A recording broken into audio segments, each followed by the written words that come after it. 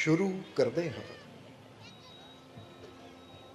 उस दो जहान दे पालनहार का नाम लैके जो सब ते बहुत ही रहमतां और बख्शिशां करने वाला है।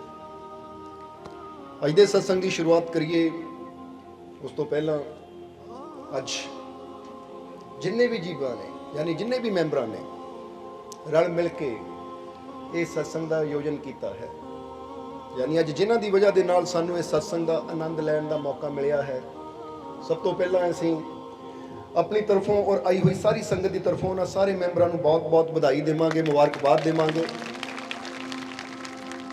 क्योंकि इन्होंने रल मिल के ये बहुत अच्छा इंतजाम किया है।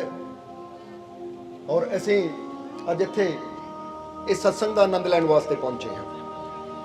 सो इस तो पहला कि आनंद की शुरुआत करिए, आओ सारी संगत रल के इन्हां सारे मैंबरां दे वास्ते उस मालिक दे चरनां च अरदास बेनती करिए, क्योंकि ये सत्संग करवा के इन्होंने एक बहुत बड़ी नेकी प्राप्त की है। जरा समझना सारे ने। इसलिए सो सब तो पहले तुहानू पूछना चाहांगे कि तुसी खुश हो ना?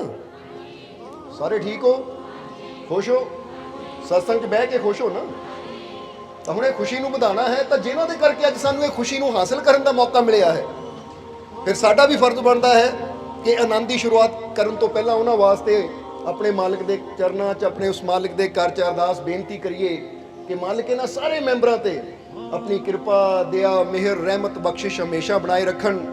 और जिस तरह अज इन्होंने रल मिल के ये सत्संग करवाया है, इसी तरह मालिक इन्होंने इन्नी हिम्मत देन, ताकत देन, कम्मां कारां च बरकत देन, तंदुरुस्ती देन, दिन दुगनी रात चौगनी तरक्की देन, ताकि हर साल ये इसी तरह सत्संग करवाते रहन तो सानू सारिਆਂ ਨੂੰ भी इस सत्संग का आनंद लैण का मौका मिलता रहे।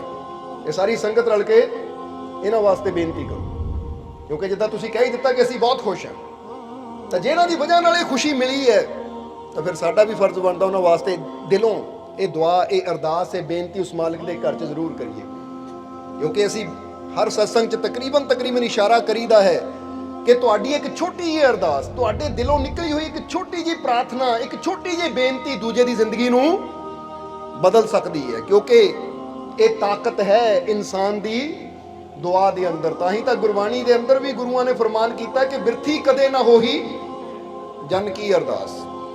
सो ये मैंबरां नूं तां बधाई दे दित्ती, और उस दे नाल नाल तुहानूं पता ही है कि अज कितनी तरीक है, 9 तरीक, और जो आने वाला अगला बुधवार है उस दिन 16 तरीक है। और 16 तरीक नूं तुहानूं पता ही है कि श्री गुरु रविदास जी का महान पवित्र प्रगट दिवस है, इसलिए गुरपुरब दी भी तुहानूं बहुत बहुत बधाइयां, बहुत बहुत मुबारकां। सो आओ हुण जिस आनंद नूं हासिल करन वास्ते असीं इत्थे बैठे हैं, हुण तैयार हो तुसीं? क्योंकि ये आनंद कित्थे है, ये शांति कित्थे है, सुकून कित्थे है, खुशी कित्थे है? जिस तरह महात्मा बुद्ध ने बड़ी प्यारी गल कही है। महात्मा बुद्ध कहते शांति खुशी बाहर पदार्थां च नहीं है, शांति खुशी तेरे अंदर है, बस ओनू हासिल करन दी कला सिख। समझदे हो कि नहीं? क्योंकि इंसान दी तलाश हमेशा जीवन च की हुंदी है कि मैनू खुशी मिले, मैनू शांति मिले, मैनू कामयाबी मिले, मैनू सफलता मिले। और इंसान हमेशा वो खुशी शांति नू बाहर पदार्थां च तलाश करता है कि मैनू आ पदार्थ मिल जावे तो फिर मैनू खुशी मिलेगी, या मैनू वो चीज़ मिल जावे तो फिर मैनू शांति मिलेगी।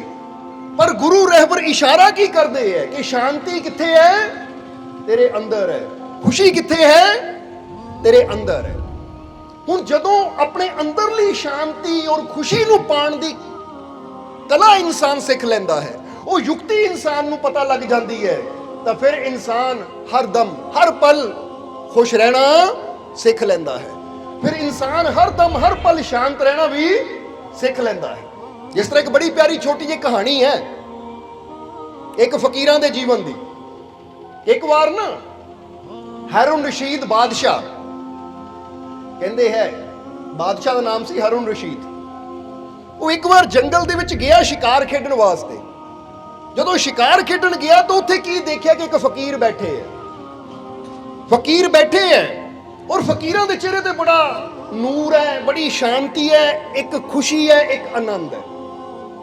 ਜਦੋਂ ਹਾਰੂਨ ਰਸ਼ੀਦ ਨੇ ਦੇਖਿਆ ਫਕੀਰਾਂ ਦੇ ਚਿਹਰੇ ਨੂੰ ਤਾਂ ਦੇਖ ਕੇ ਹੈਰਾਨ ਰਹਿ ਗਿਆ ਕਿ ਜੰਗਲ ਦੇ ਵਿੱਚ ਇਹ ਫਕੀਰ ਬੈਠੇ ਐ ਔਰ ਇੰਨੇ ਖੁਸ਼ ਹੈ, ਇੰਨੇ ਆਨੰਦਿਤ ਹੈ, ਔਰ ਮੈਂ ਇੱਕ ਬਾਦਸ਼ਾਹ ਹਾਂ, ਔਰ ਮੈਂ ਬਾਦਸ਼ਾਹ ਹੋ ਕੇ ਵੀ ਏਡੀ ਸਲਤਨਤ ਦਾ ਰਾਜਾ ਹੁੰਦਿਆਂ ਹੋਇਆਂ ਵੀ, ਬਾਦਸ਼ਾਹ ਹੁੰਦਿਆਂ ਹੋਇਆਂ ਵੀ ਮੈਂ ਖੁਸ਼ ਨਹੀਂ ਹਾਂ, ਮੈਂ ਪਰੇਸ਼ਾਨ ਹਾਂ, ਮੈਂ ਦੁਖੀ ਹਾਂ, ਮੈਂ ਚਿੰਤਿਤ ਹਾਂ। ਆਖਿਰ ਇਹਨਾਂ ਦੀ ਖੁਸ਼ੀ ਦਾ ਰਾਜ਼ ਕੀ ਹੈ, ਇਹਨਾਂ ਦੀ ਖੁਸ਼ੀ ਦੀ ਵਜ੍ਹਾ ਕੀ ਹੈ?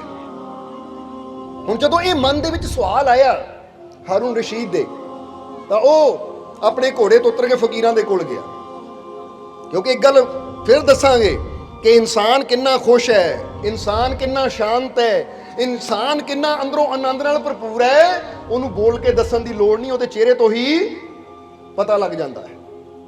ਤੁਸੀਂ ਕਿਸੇ ਦਾ ਚਿਹਰਾ ਦੇਖ ਕੇ ਦੱਸ ਸਕਦੇ ਹੋ ਕਿ ਬੜਾ ਦੁਖੀ ਹੈ, ਬੜਾ ਪਰੇਸ਼ਾਨ ਹੈ, ਔਰ ਤੁਸੀਂ ਕਿਸੇ ਦਾ ਚਿਹਰਾ ਦੇਖ ਕੇ ਦੱਸ ਸਕਦੇ ਹੋ ਕਿ ਬੜਾ ਖੁਸ਼ ਹੈ। ਬੋਲੋ, ਸਮਝਦੇ ਹੋ ਕਿ ਨਹੀਂ?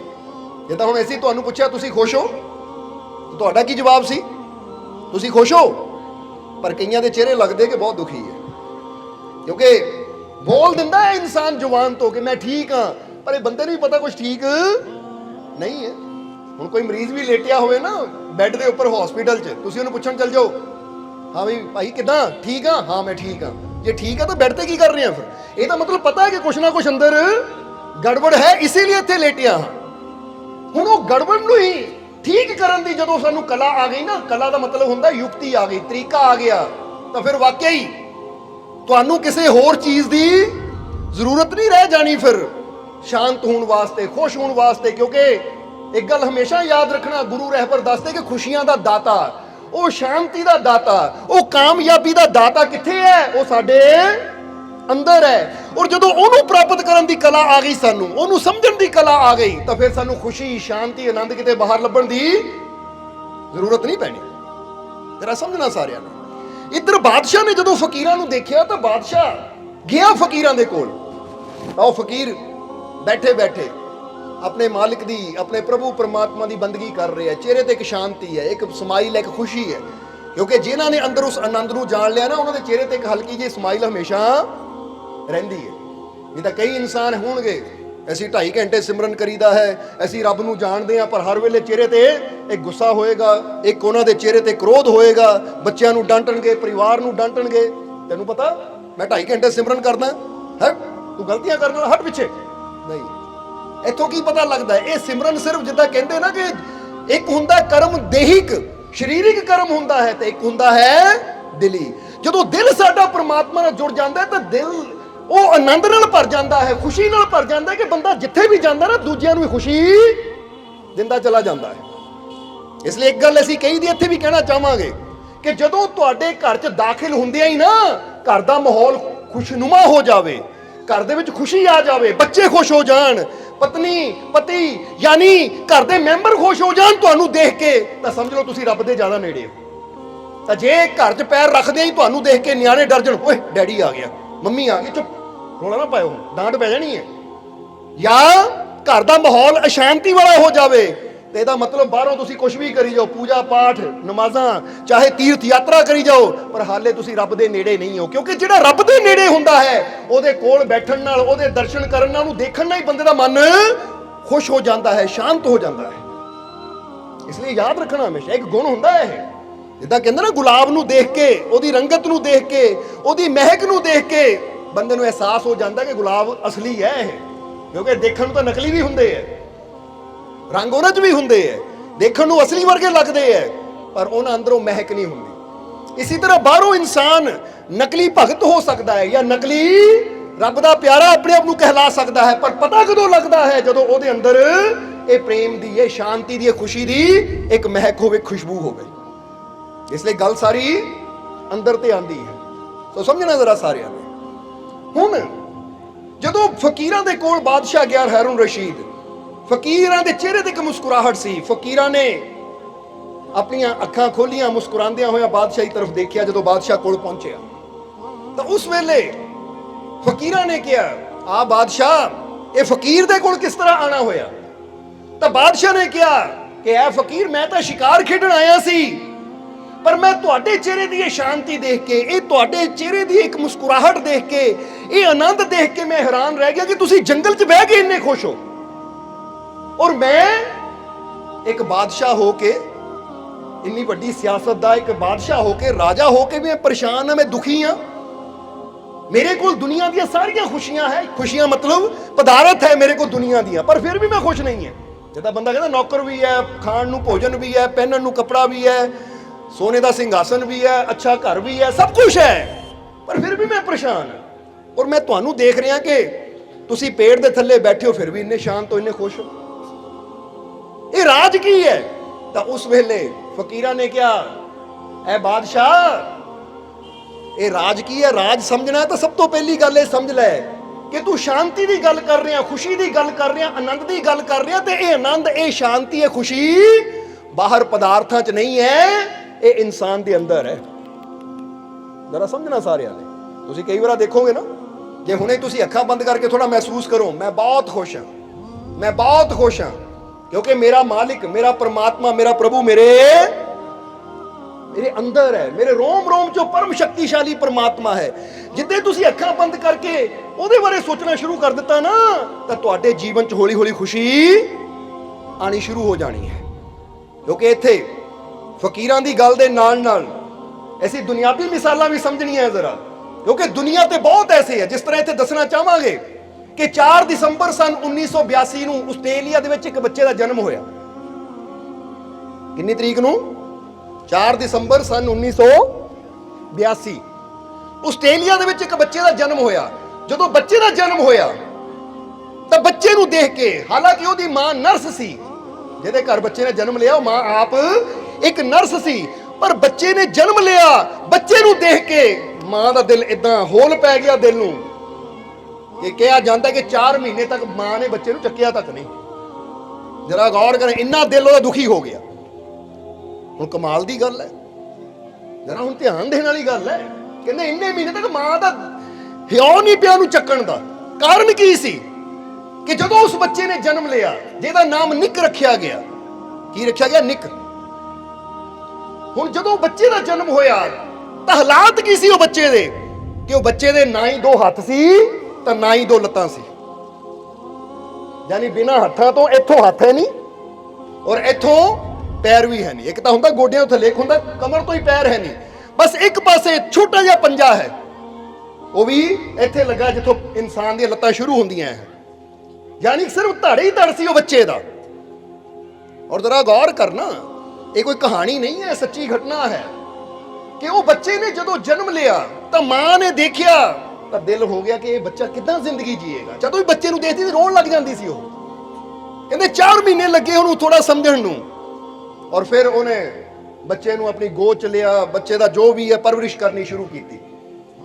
ਹੁਣ ਜਿਹੜਾ ਵੀ ਉਸ ਬੱਚੇ ਨੂੰ ਦੇਖਦਾ ਸੀ ਨਾ, ਸਾਰੇ ਕੀ ਕਹਿੰਦੇ ਸੀ ਕਿ ਇਹਦੇ ਨਾਲ ਤਾਂ ਬੱਚਾ ਜੰਮਦਾ ਹੀ ਮਰ ਜਾਂਦਾ ਚੰਗਾ ਸੀ, ਕਿਉਂਕਿ ਨਾ ਇਹਦੇ ਹੱਥ ਹੈ ਨਾ ਹੀ ਪੈਰ ਹੈ। ਕੀ ਹਾਲਤ ਹੈ ਬੱਚੇ ਦੀ। ਹਰ ਕੋਈ ਉੱਤੇ ਦਇਆ ਕਰਦਾ ਸੀ, ਹਰ ਕੋਈ ਇਹੀ ਕਹਿੰਦਾ ਸੀ ਰੱਬਾ ਇਹਦੇ ਨਾਲ ਤੈਨੂੰ ਜ਼ਿੰਦਗੀ ਨਾ ਦਿੰਦਾ।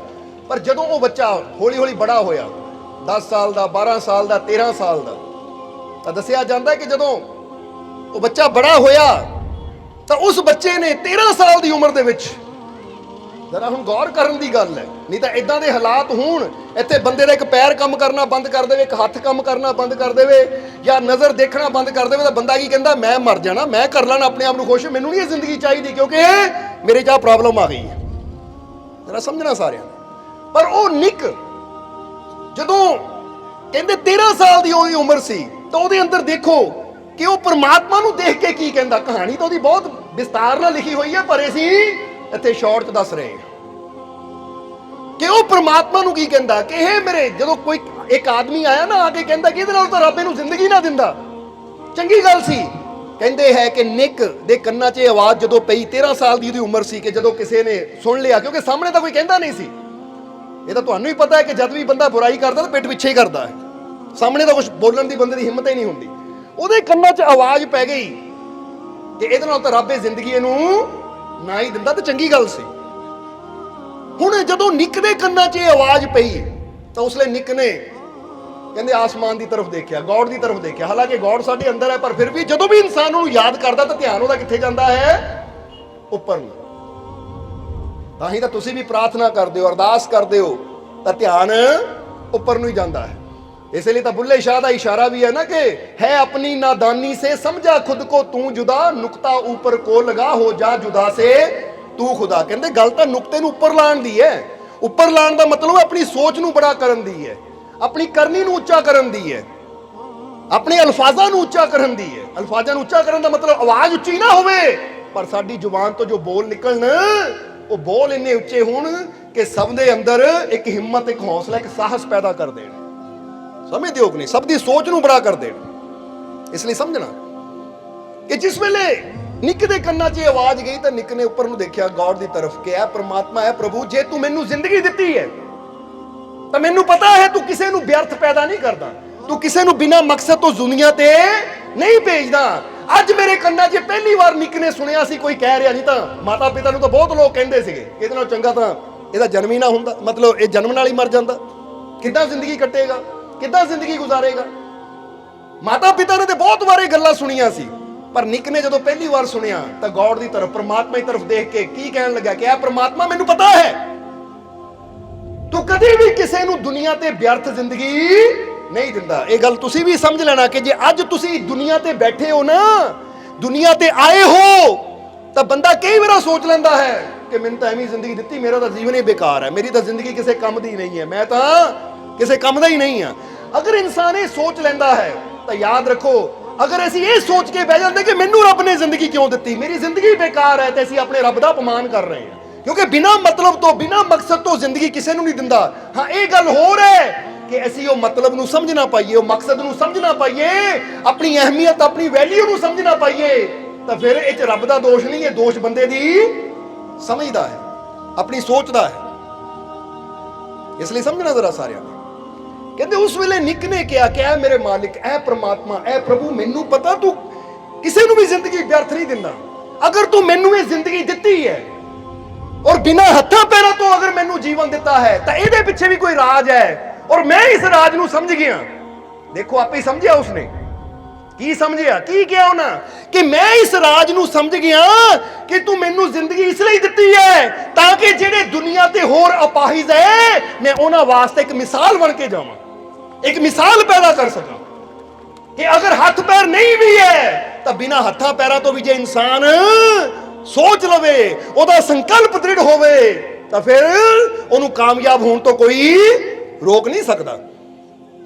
ਇਸ ਲਈ ਯਾਦ ਰੱਖਣਾ, ਅੱਜ ਕਈ ਨੌਜਵਾਨ ਹੈ ਜਾਂ ਕਈ ਇਨਸਾਨ ਹੈ ਜਿਨ੍ਹਾਂ ਦੇ ਹੱਥ ਪੈਰ ਸਲਾਮਤ ਹੈ ਨਾ, ਉਹ ਫਿਰ ਵੀ ਕਾਮਯਾਬ ਨਹੀਂ ਹੋ ਪਾਉਂਦੇ। ਕਿਉਂ? ਕਿਉਂਕਿ ਇੱਥੇ ਕਹਿਣਾ ਚਾਹਾਂਗੇ ਅਸੀਂ ਕਿ ਕਾਮਯਾਬ ਕਿਉਂ ਨਹੀਂ ਹੋ ਪਾਉਂਦੇ, ਕਿਉਂਕਿ ਕੋਈ ਅਪਾਹਿਜ ਇਨਸਾਨ ਹੈ ਉਹ ਵੀ ਕਾਮਯਾਬ ਹੋ ਸਕਦਾ ਹੈ, ਪਰ ਕਈ ਵਾਰ ਹੱਥਾਂ ਪੈਰਾਂ ਵਾਲਾ ਇਨਸਾਨ ਵੀ ਕਾਮਯਾਬ ਨਹੀਂ ਹੁੰਦਾ। ਕਾਰਨ ਕੀ ਹੈ?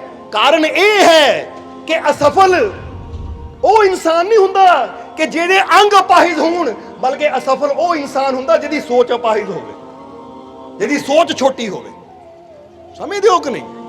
ਹੁਣ ਨਿੱਕ ਉਹਨੇ ਕਿਹਾ ਕਿ ਮੈਂ ਇਹ ਦੁਨੀਆ ਵਾਸਤੇ ਮਿਸਾਲ ਬਣਨਾ ਹੈ, ਇਹ ਸੰਸਾਰ ਵਾਸਤੇ ਮਿਸਾਲ ਬਣਨਾ ਹੈ, ਜਿਹੜੇ ਮੇਰੇ ਵਰਗੇ ਹੋਰ ਅਪਾਹਿਜ ਹੈ ਉਹਨਾਂ ਵਾਸਤੇ ਮਿਸਾਲ ਬਣਨਾ ਹੈ।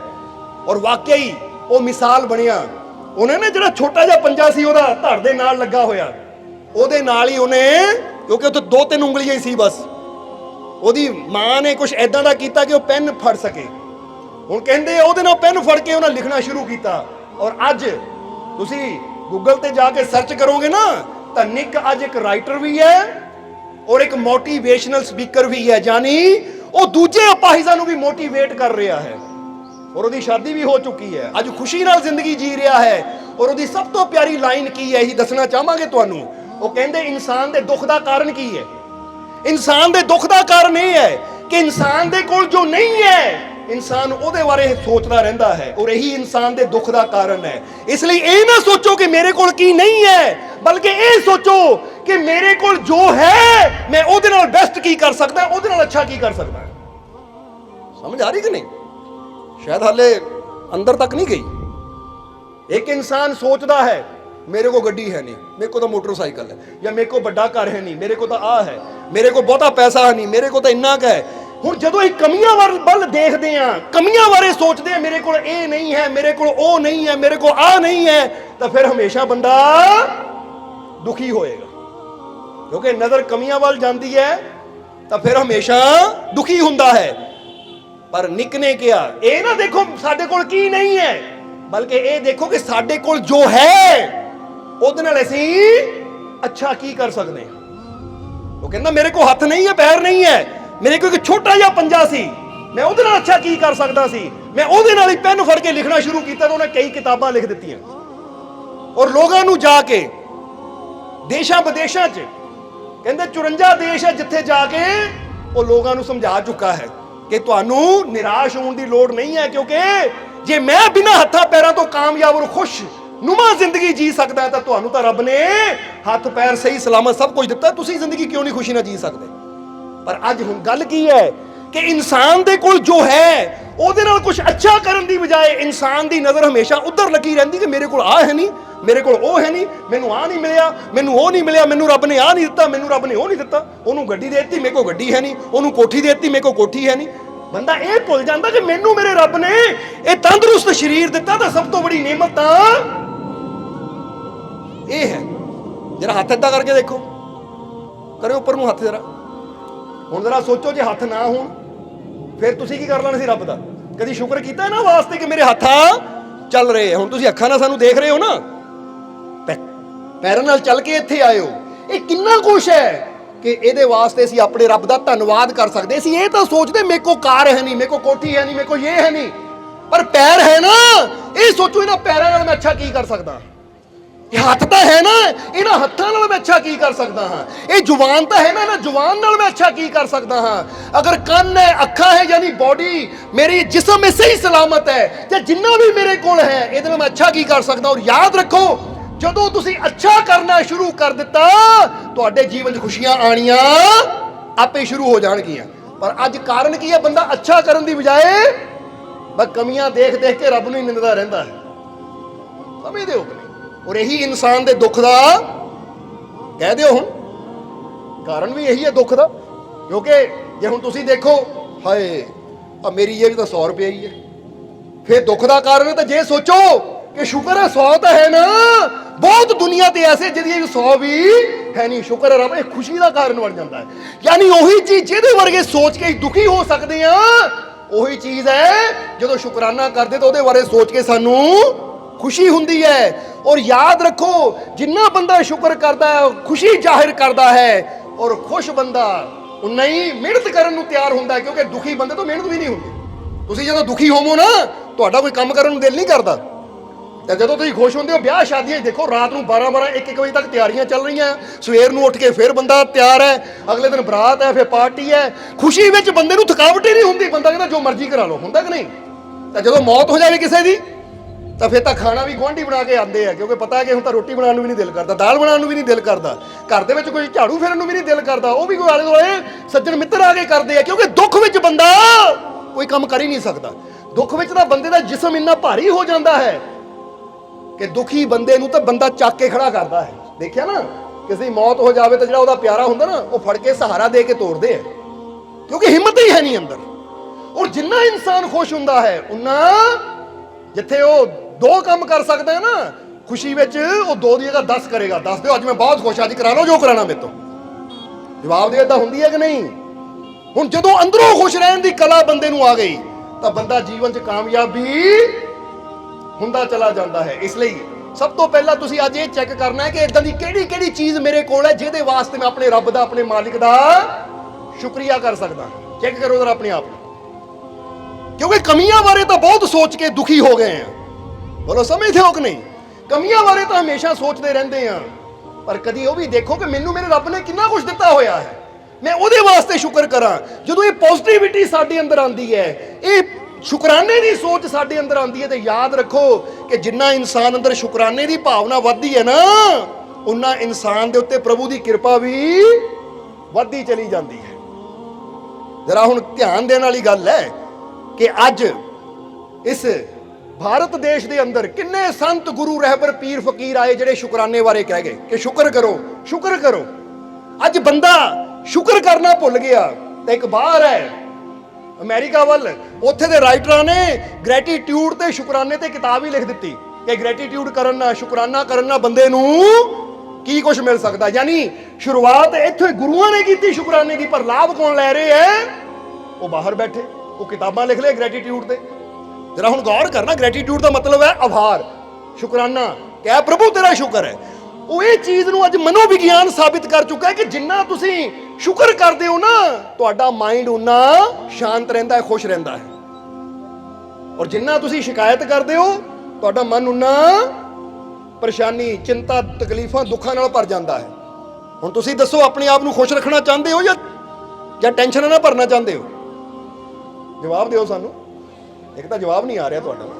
ਖੁਸ਼ ਰੱਖਣਾ ਚਾਹੁੰਦੇ ਹੋ ਨਾ, ਤਾਂ ਫਿਰ ਸ਼ੁਕਰਾਨਾ ਕਰਨਾ ਜੋ ਸਿੱਖ ਲਓ ਕਿ ਅੱਜ ਤੋਂ ਆਪਣੀ ਇੱਕ ਆਦਤ ਬਣਾਣੀ ਹੈ ਕਿ ਹਰ ਹਾਲਤ ਵਿੱਚ ਮੈਂ ਆਪਣੇ ਰੱਬ ਦਾ, ਆਪਣੇ ਮਾਲਿਕ ਦਾ ਸ਼ੁਕਰਾਨਾ ਕਰਨਾ ਹੈ। ਇਹ ਤਾਂ ਦੱਸਿਆ ਕਿ ਉਹ ਨਿੱਕ ਦੀ ਜ਼ਿੰਦਗੀ ਦੇਖ ਲਓ, ਹੱਥ ਪੈਰ ਨਾ ਹੋਣ ਦੇ ਬਾਵਜੂਦ ਵੀ ਉਹ ਇਹ ਨਹੀਂ ਕਹਿੰਦਾ ਕਿ ਮੈਂ ਸ਼ਿਕਾਇਤ ਕਰਾਂ ਕਿ ਰੱਬਾ ਮੇਰੀ ਜ਼ਿੰਦਗੀ ਕਿੱਦਾਂ ਦੀ ਹੈ, ਨਾ ਤੂੰ ਮੈਨੂੰ ਹੱਥ ਦਿੱਤੇ, ਨਾ ਤੂੰ ਮੈਨੂੰ ਪੈਰ ਦਿੱਤੇ, ਨਾ ਮੈਂ ਚੱਲ ਸਕਦਾ, ਨਾ ਮੈਂ ਤੁਰ ਸਕਦਾ, ਨਾ ਮੈਂ ਖਾ ਸਕਦਾ, ਨਾ ਮੈਂ ਪੀ ਸਕਦਾ ਹਾਂ। ਰੋਟੀ ਖਾਣ ਵਾਸਤੇ ਵੀ ਮੈਨੂੰ ਦੂਜਿਆਂ ਦਾ ਮੁਹਤਾਜ, ਚੱਲਣ ਵਾਸਤੇ ਵੀ ਕੋਈ ਮੈਨੂੰ ਗੋਦ 'ਚ ਉਠਾ ਕੇ ਲਿਜਾਵੇ, ਕਿਉਂਕਿ ਬਿਨਾਂ ਹੱਥਾਂ ਪੈਰਾਂ ਤੋਂ ਕੀ ਬੰਦੇ ਦੀ ਜ਼ਿੰਦਗੀ ਹੈ? ਜਰਾ ਸੋਚ ਕੇ ਦੇਖੋ। ਕਹਿੰਦੇ ਨੇ ਇੱਕ ਦਿਨ ਵਾਸਤੇ ਬੰਦਾ ਆਪਣੇ ਦੋਨਾਂ ਹੱਥਾਂ ਨੂੰ ਪਿੱਛੇ ਬੰਨ ਲਵੇ, ਤਾਂ ਦੋਨਾਂ ਪੈਰਾਂ ਨੂੰ ਬੰਨ ਲਵੇ, ਫਿਰ ਬੰਦਾ ਇੱਕ ਦਿਨ 12 ਘੰਟੇ ਜੀ ਕੇ ਦੇਖੇ ਕਿ ਹੱਥਾਂ ਪੈਰਾਂ ਤੋਂ ਬਿਨਾਂ ਜ਼ਿੰਦਗੀ ਕੀ ਹੈ। ਫਿਰ ਬੰਦੇ ਨੂੰ ਪਤਾ ਲੱਗਦਾ ਕਿੰਨੀਆਂ ਵੱਡੀਆਂ ਨੇਮਤਾਂ ਮੇਰੇ ਰੱਬ ਨੇ ਮੈਨੂੰ ਦਿੱਤੀਆਂ ਹੋਈਆਂ ਹੈ। ਉਹ ਜੋ ਮੈਨੂੰ ਦਿੱਤਾ ਉਹਦਾ ਕਦੀ ਮੈਂ ਸ਼ੁਕਰ ਕੀਤਾ ਹੀ ਨਹੀਂ। ਤਾਂ ਹਰ ਵੇਲੇ ਮੈਂ ਚਿੰਤਾ ਕਰਦਾ ਹਾਂ, ਮੇਰਾ ਕੀ ਬਣੇਗਾ, ਮੇਰਾ ਕੀ ਹੋਏਗਾ। ਇਹ ਯਾਦ ਰੱਖੋ ਹਮੇਸ਼ਾ ਕਿ ਜਿਸਨੇ ਜ਼ਿੰਦਗੀ ਦਿੱਤੀ ਹੈ ਨਾ, ਜੀਵਨ ਦਿੱਤਾ ਹੈ, ਅਗਰ ਉਸ ਤੇ ਬੰਦਾ ਵਿਸ਼ਵਾਸ ਰੱਖਦਾ ਹੈ ਔਰ ਇਨਸਾਨ ਮਿਹਨਤ ਕਰਨ ਨੂੰ ਤਿਆਰ ਹੈ, ਤਾਂ ਫਿਰ ਉਹਦੇ ਨਾਲ ਜੋ ਹੁੰਦਾ ਅੱਛਾ ਹੀ ਹੁੰਦਾ ਹੈ, ਫਿਰ ਮਾੜਾ ਉਹਦੇ ਨਾਲ ਹੋ ਹੀ ਨਹੀਂ ਸਕਦਾ। ਇਹ ਗੱਲ ਹਮੇਸ਼ਾ ਯਾਦ ਰੱਖਣੀ ਤੁਸੀਂ। ਇਸ ਲਈ ਇਹ ਤਾਂ ਗੱਲ ਹੋਈ ਨਿੱਕ ਦੀ। ਇੱਕ ਹੋਰ ਇੱਥੇ ਸ਼ਖਸੀਅਤ ਬਾਰੇ ਦੱਸਣਾ ਚਾਹਾਂਗੇ ਤੁਹਾਨੂੰ, ਜਿਹਨੇ ਵਰਲਡ ਰਿਕਾਰਡ ਬਣਾਇਆ ਹੈ। ਪਿੱਛੇ ਨਿਊਜ਼ 'ਚ ਸ਼ਾਇਦ ਤੁਸੀਂ ਦੇਖਿਆ ਵੀ ਹੋਵੇ ਕਿ ਉਹਨੇ ਵਰਲਡ ਰਿਕਾਰਡ ਬਣਾਇਆ ਹੈ ਕਿ 20 ਮੀਟਰ ਦੀ ਦੌੜ ਜਿਹੜੀ ਹੈ ਨਾ, ਹੱਥਾਂ ਨਾਲ ਦੌੜਨ ਵਾਲਾ, ਉਹਦੇ ਵੀ ਥੱਲੇ ਪੈਰ ਨਹੀਂ ਹੈ, ਕਮਰ ਤੋਂ ਥੱਲੇ ਪੈਰ ਨਹੀਂ ਹੈ। ਜਿਓਨ ਕਲਾਰਕ ਨਾਮ ਹੈ ਉਹਦਾ। ਕੀ ਨਾਮ ਹੈ? ਜਿਓਨ ਕਲਾਰਕ, ਜਿਹਦੇ ਕੇ ਪੈਰ ਹੀ ਨਹੀਂ ਹੈ। ਉਹਨੇ ਹੱਥਾਂ ਨਾਲ ਰੇਸ ਕਰਨ ਵਿੱਚ, ਦੌੜਨ ਵਿੱਚ ਗਿਨੀਜ਼ ਵਰਲਡ ਰਿਕਾਰਡ ਵਿੱਚ ਆਪਣਾ ਨਾਮ ਦਰਜ ਕੀਤਾ ਹੈ। ਹੁਣ ਜਰਾ ਸਮਝਣ ਵਾਲੀ ਗੱਲ ਹੈ ਇਹ ਕਿ ਬਿਨਾਂ ਪੈਰਾਂ ਤੋਂ ਸਿਰਫ ਹੱਥਾਂ ਨਾਲ ਦੌੜ ਕੇ ਉਹਨਾਂ ਵਰਲਡ ਰਿਕਾਰਡ ਬਣਾ ਦਿੱਤਾ। ਔਰ ਇੱਕ ਗੱਲ ਉਹਨਾਂ ਕਹੀ ਕਿ ਜਿਨ੍ਹਾਂ ਦੇ ਅੰਦਰ ਜਿਹੜੇ ਦ੍ਰਿੜ ਸੰਕਲਪ ਵਾਲੇ ਹੁੰਦੇ ਨਾ, ਜਿਨ੍ਹਾਂ ਦਾ ਸਾਹਸ ਬੜਾ ਹੁੰਦਾ ਹੈ, ਜਿਨ੍ਹਾਂ ਦਾ ਸੰਕਲਪ ਦ੍ਰਿੜ ਹੁੰਦਾ ਹੈ, ਫਿਰ ਉਹਨਾਂ ਨੂੰ ਕਾਮਯਾਬ ਹੋਣ ਤੋਂ ਕੋਈ ਰੋਕ ਨਹੀਂ ਸਕਦਾ। ਜਰਾ ਹੁਣ ਸਮਝ ਕੇ ਦੇਖਣਾ ਸਾਰੇ। ਅੱਜ ਬੰਦਾ ਕਾਮਯਾਬੀ ਤਾਂ ਪਾਣਾ ਚਾਹੁੰਦਾ ਹੈ, ਸਫਲਤਾ ਤਾਂ ਪਾਣਾ ਚਾਹੁੰਦਾ ਹੈ, ਪਰ ਕੀ ਉਹਦਾ ਸੰਕਲਪ ਦ੍ਰਿੜ ਹੈ? ਕੀ ਉਹਦੇ ਅੰਦਰ ਸਾਹਸ ਹੈ? ਕਿਉਂਕਿ ਕਾਮਯਾਬ ਹੋਣ ਵਾਸਤੇ, ਸਫਲ ਹੋਣ ਵਾਸਤੇ, ਜਾਂ ਉਹ ਪ੍ਰਮਾਤਮਾ ਦੀਆਂ ਰਹਿਮਤਾਂ ਨੂੰ ਪ੍ਰਾਪਤ ਕਰਨ ਵਾਸਤੇ ਇਨਸਾਨ ਅੰਦਰ ਕੀ ਜ਼ਰੂਰੀ ਹੈ? ਜਰਾ ਸੋਚ ਕੇ ਦੇਖੋ, ਇਨਸਾਨ ਅੰਦਰ ਕੀ ਹੋਣਾ ਜ਼ਰੂਰੀ ਹੈ? ਪਹਿਲੀ ਗੱਲ ਤਾਂ ਇਨਸਾਨ ਅੰਦਰ ਇੱਕ ਸਾਹਸ ਹੋਣਾ ਜ਼ਰੂਰੀ ਹੈ, ਦ੍ਰਿੜ ਸੰਕਲਪ ਹੋਣਾ ਜ਼ਰੂਰੀ ਹੈ ਕਿ ਮੈਂ ਜੇ ਸੋਚ ਲਿਆ ਆਹ ਕੰਮ ਕਰਨਾ ਹੈ ਤਾਂ ਮੈਂ, ਜਿੱਦਾਂ ਹੁਣ ਫਰਜ਼ ਕਰੋ ਬੰਦਾ ਸੋਚ ਲਵੇ ਮੈਂ ਹਰ ਰੋਜ਼ ਸਵੇਰੇ ਉੱਠ ਕੇ ਧਿਆਨ ਕਰਨਾ, ਮੈਡੀਟੇਸ਼ਨ ਕਰਨਾ ਹੈ, ਜਾਂ ਮੈਂ ਹਰ ਰੋਜ਼ ਕੁਝ ਅੱਛਾ ਕਰਨਾ ਹੈ, ਤਾਂ ਹੁਣ ਜਰਾ ਸੋਚਣਾ, ਸੰਕਲਪ ਕਰ ਲਿਆ, ਪਰ ਜਿੱਦਾਂ ਹੀ 4 ਵੱਜਣਗੇ ਜਾਂ 5 ਵੱਜਣਗੇ, ਅਲਾਰਮ ਵੱਜੇਗਾ, ਬੰਦਾ ਫਿਰ ਬਟਨ ਦਬਾ ਕੇ ਸੌ ਜਾਏਗਾ। ਇਹਦਾ ਮਤਲਬ ਹੈ ਫੈਸਲਾ ਤਾਂ ਕਰ ਲਿਆ ਪਰ ਉਹਦਾ ਸੰਕਲਪ ਦ੍ਰਿੜ ਨਹੀਂ ਹੈ। ਔਰ ਜਿਹਦਾ ਸੰਕਲਪ ਹੀ ਦ੍ਰਿੜ ਨਹੀਂ ਹੈ, ਉਹਨੂੰ ਮੰਜ਼ਿਲ ਕਿੱਦਾਂ ਮਿਲੇਗੀ, ਉਹਨੂੰ ਕਾਮਯਾਬੀ ਕਿੱਦਾਂ ਮਿਲੇਗੀ?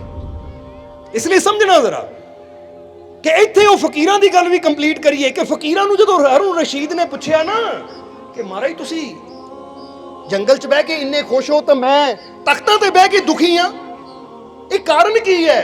ਤਾਂ ਉਸ ਵੇਲੇ ਫਕੀਰਾਂ ਨੇ ਬੜਾ ਪਿਆਰਾ ਜਵਾਬ ਦਿੱਤਾ। ਫਕੀਰ ਕਹਿੰਦੇ, ਬਾਦਸ਼ਾਹ ਤੇਰੀ ਖੁਸ਼ੀ ਬਾਹਰਲੇ ਪਦਾਰਥਾਂ 'ਚ ਹੈ ਔਰ ਮੇਰੀ ਖੁਸ਼ੀ ਅੰਦਰ ਹੈ।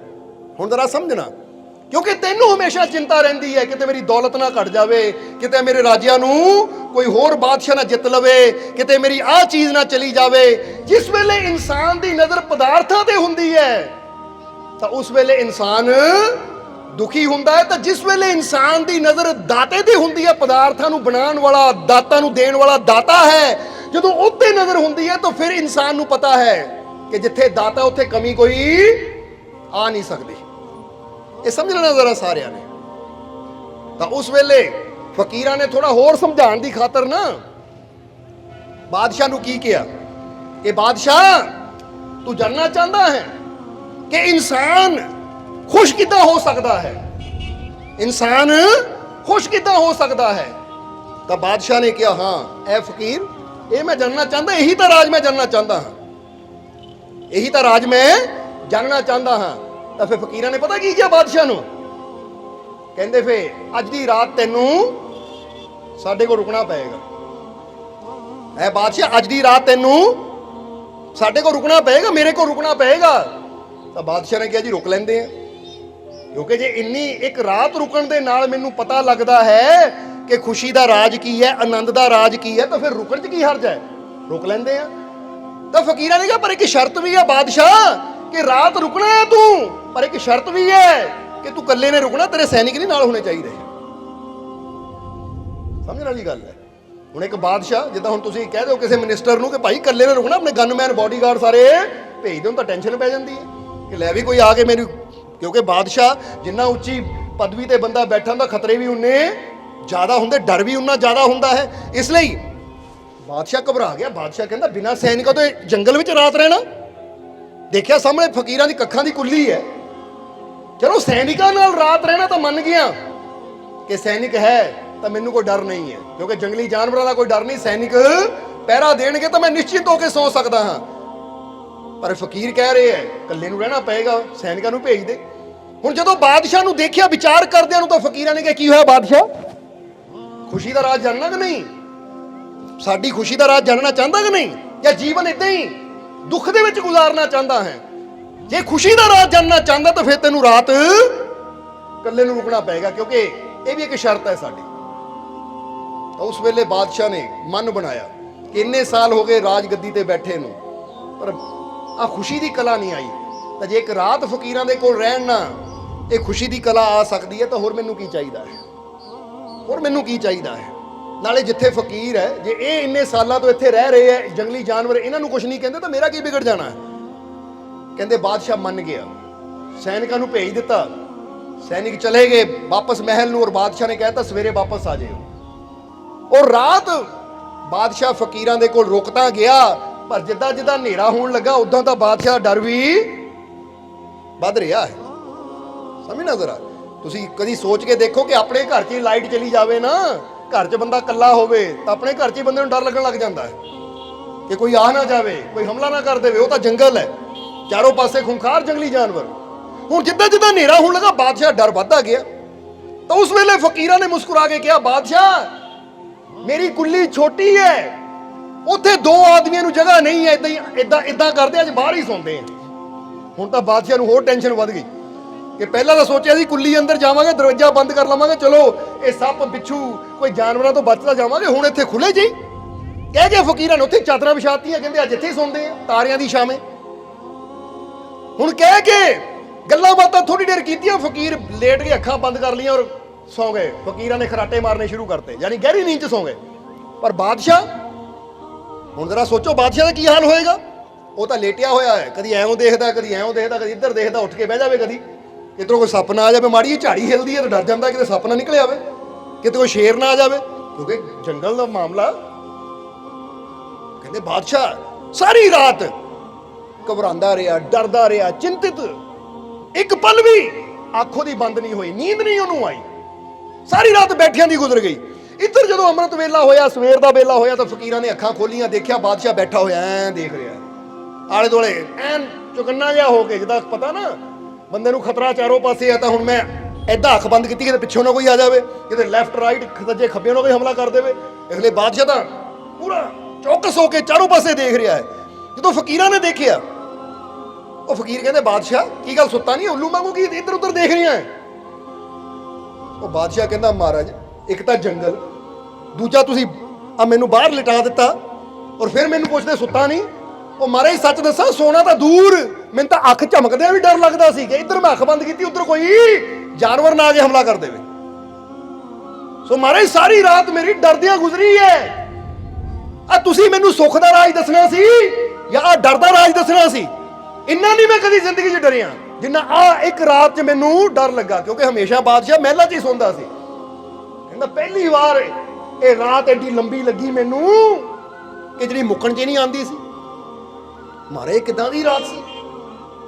ਔਰ ਤੁਸੀਂ, ਮੈਂ ਚੰਗਾ ਤੁਹਾਡੇ ਤੋਂ ਸਵਾਲ ਕੀਤਾ ਕਿ ਤੁਹਾਡੀ ਖੁਸ਼ੀ ਦਾ ਰਾਜ ਕੀ ਹੈ, ਤਾਂ ਤੁਸੀਂ ਔਰ ਖੁਸ਼ੀ ਦਾ ਰਾਜ ਤਾਂ ਕੀ, ਸਾਰੀ ਰਾਤ ਜਿਹੜਾ ਮੇਰਾ ਮਾੜਾ ਮੋਟਾ ਸੁੱਖ ਸੀ, ਖੁਸ਼ੀ ਸੀ, ਉਹ ਵੀ ਖਤਮ ਕਰ ਦਿੱਤੀ।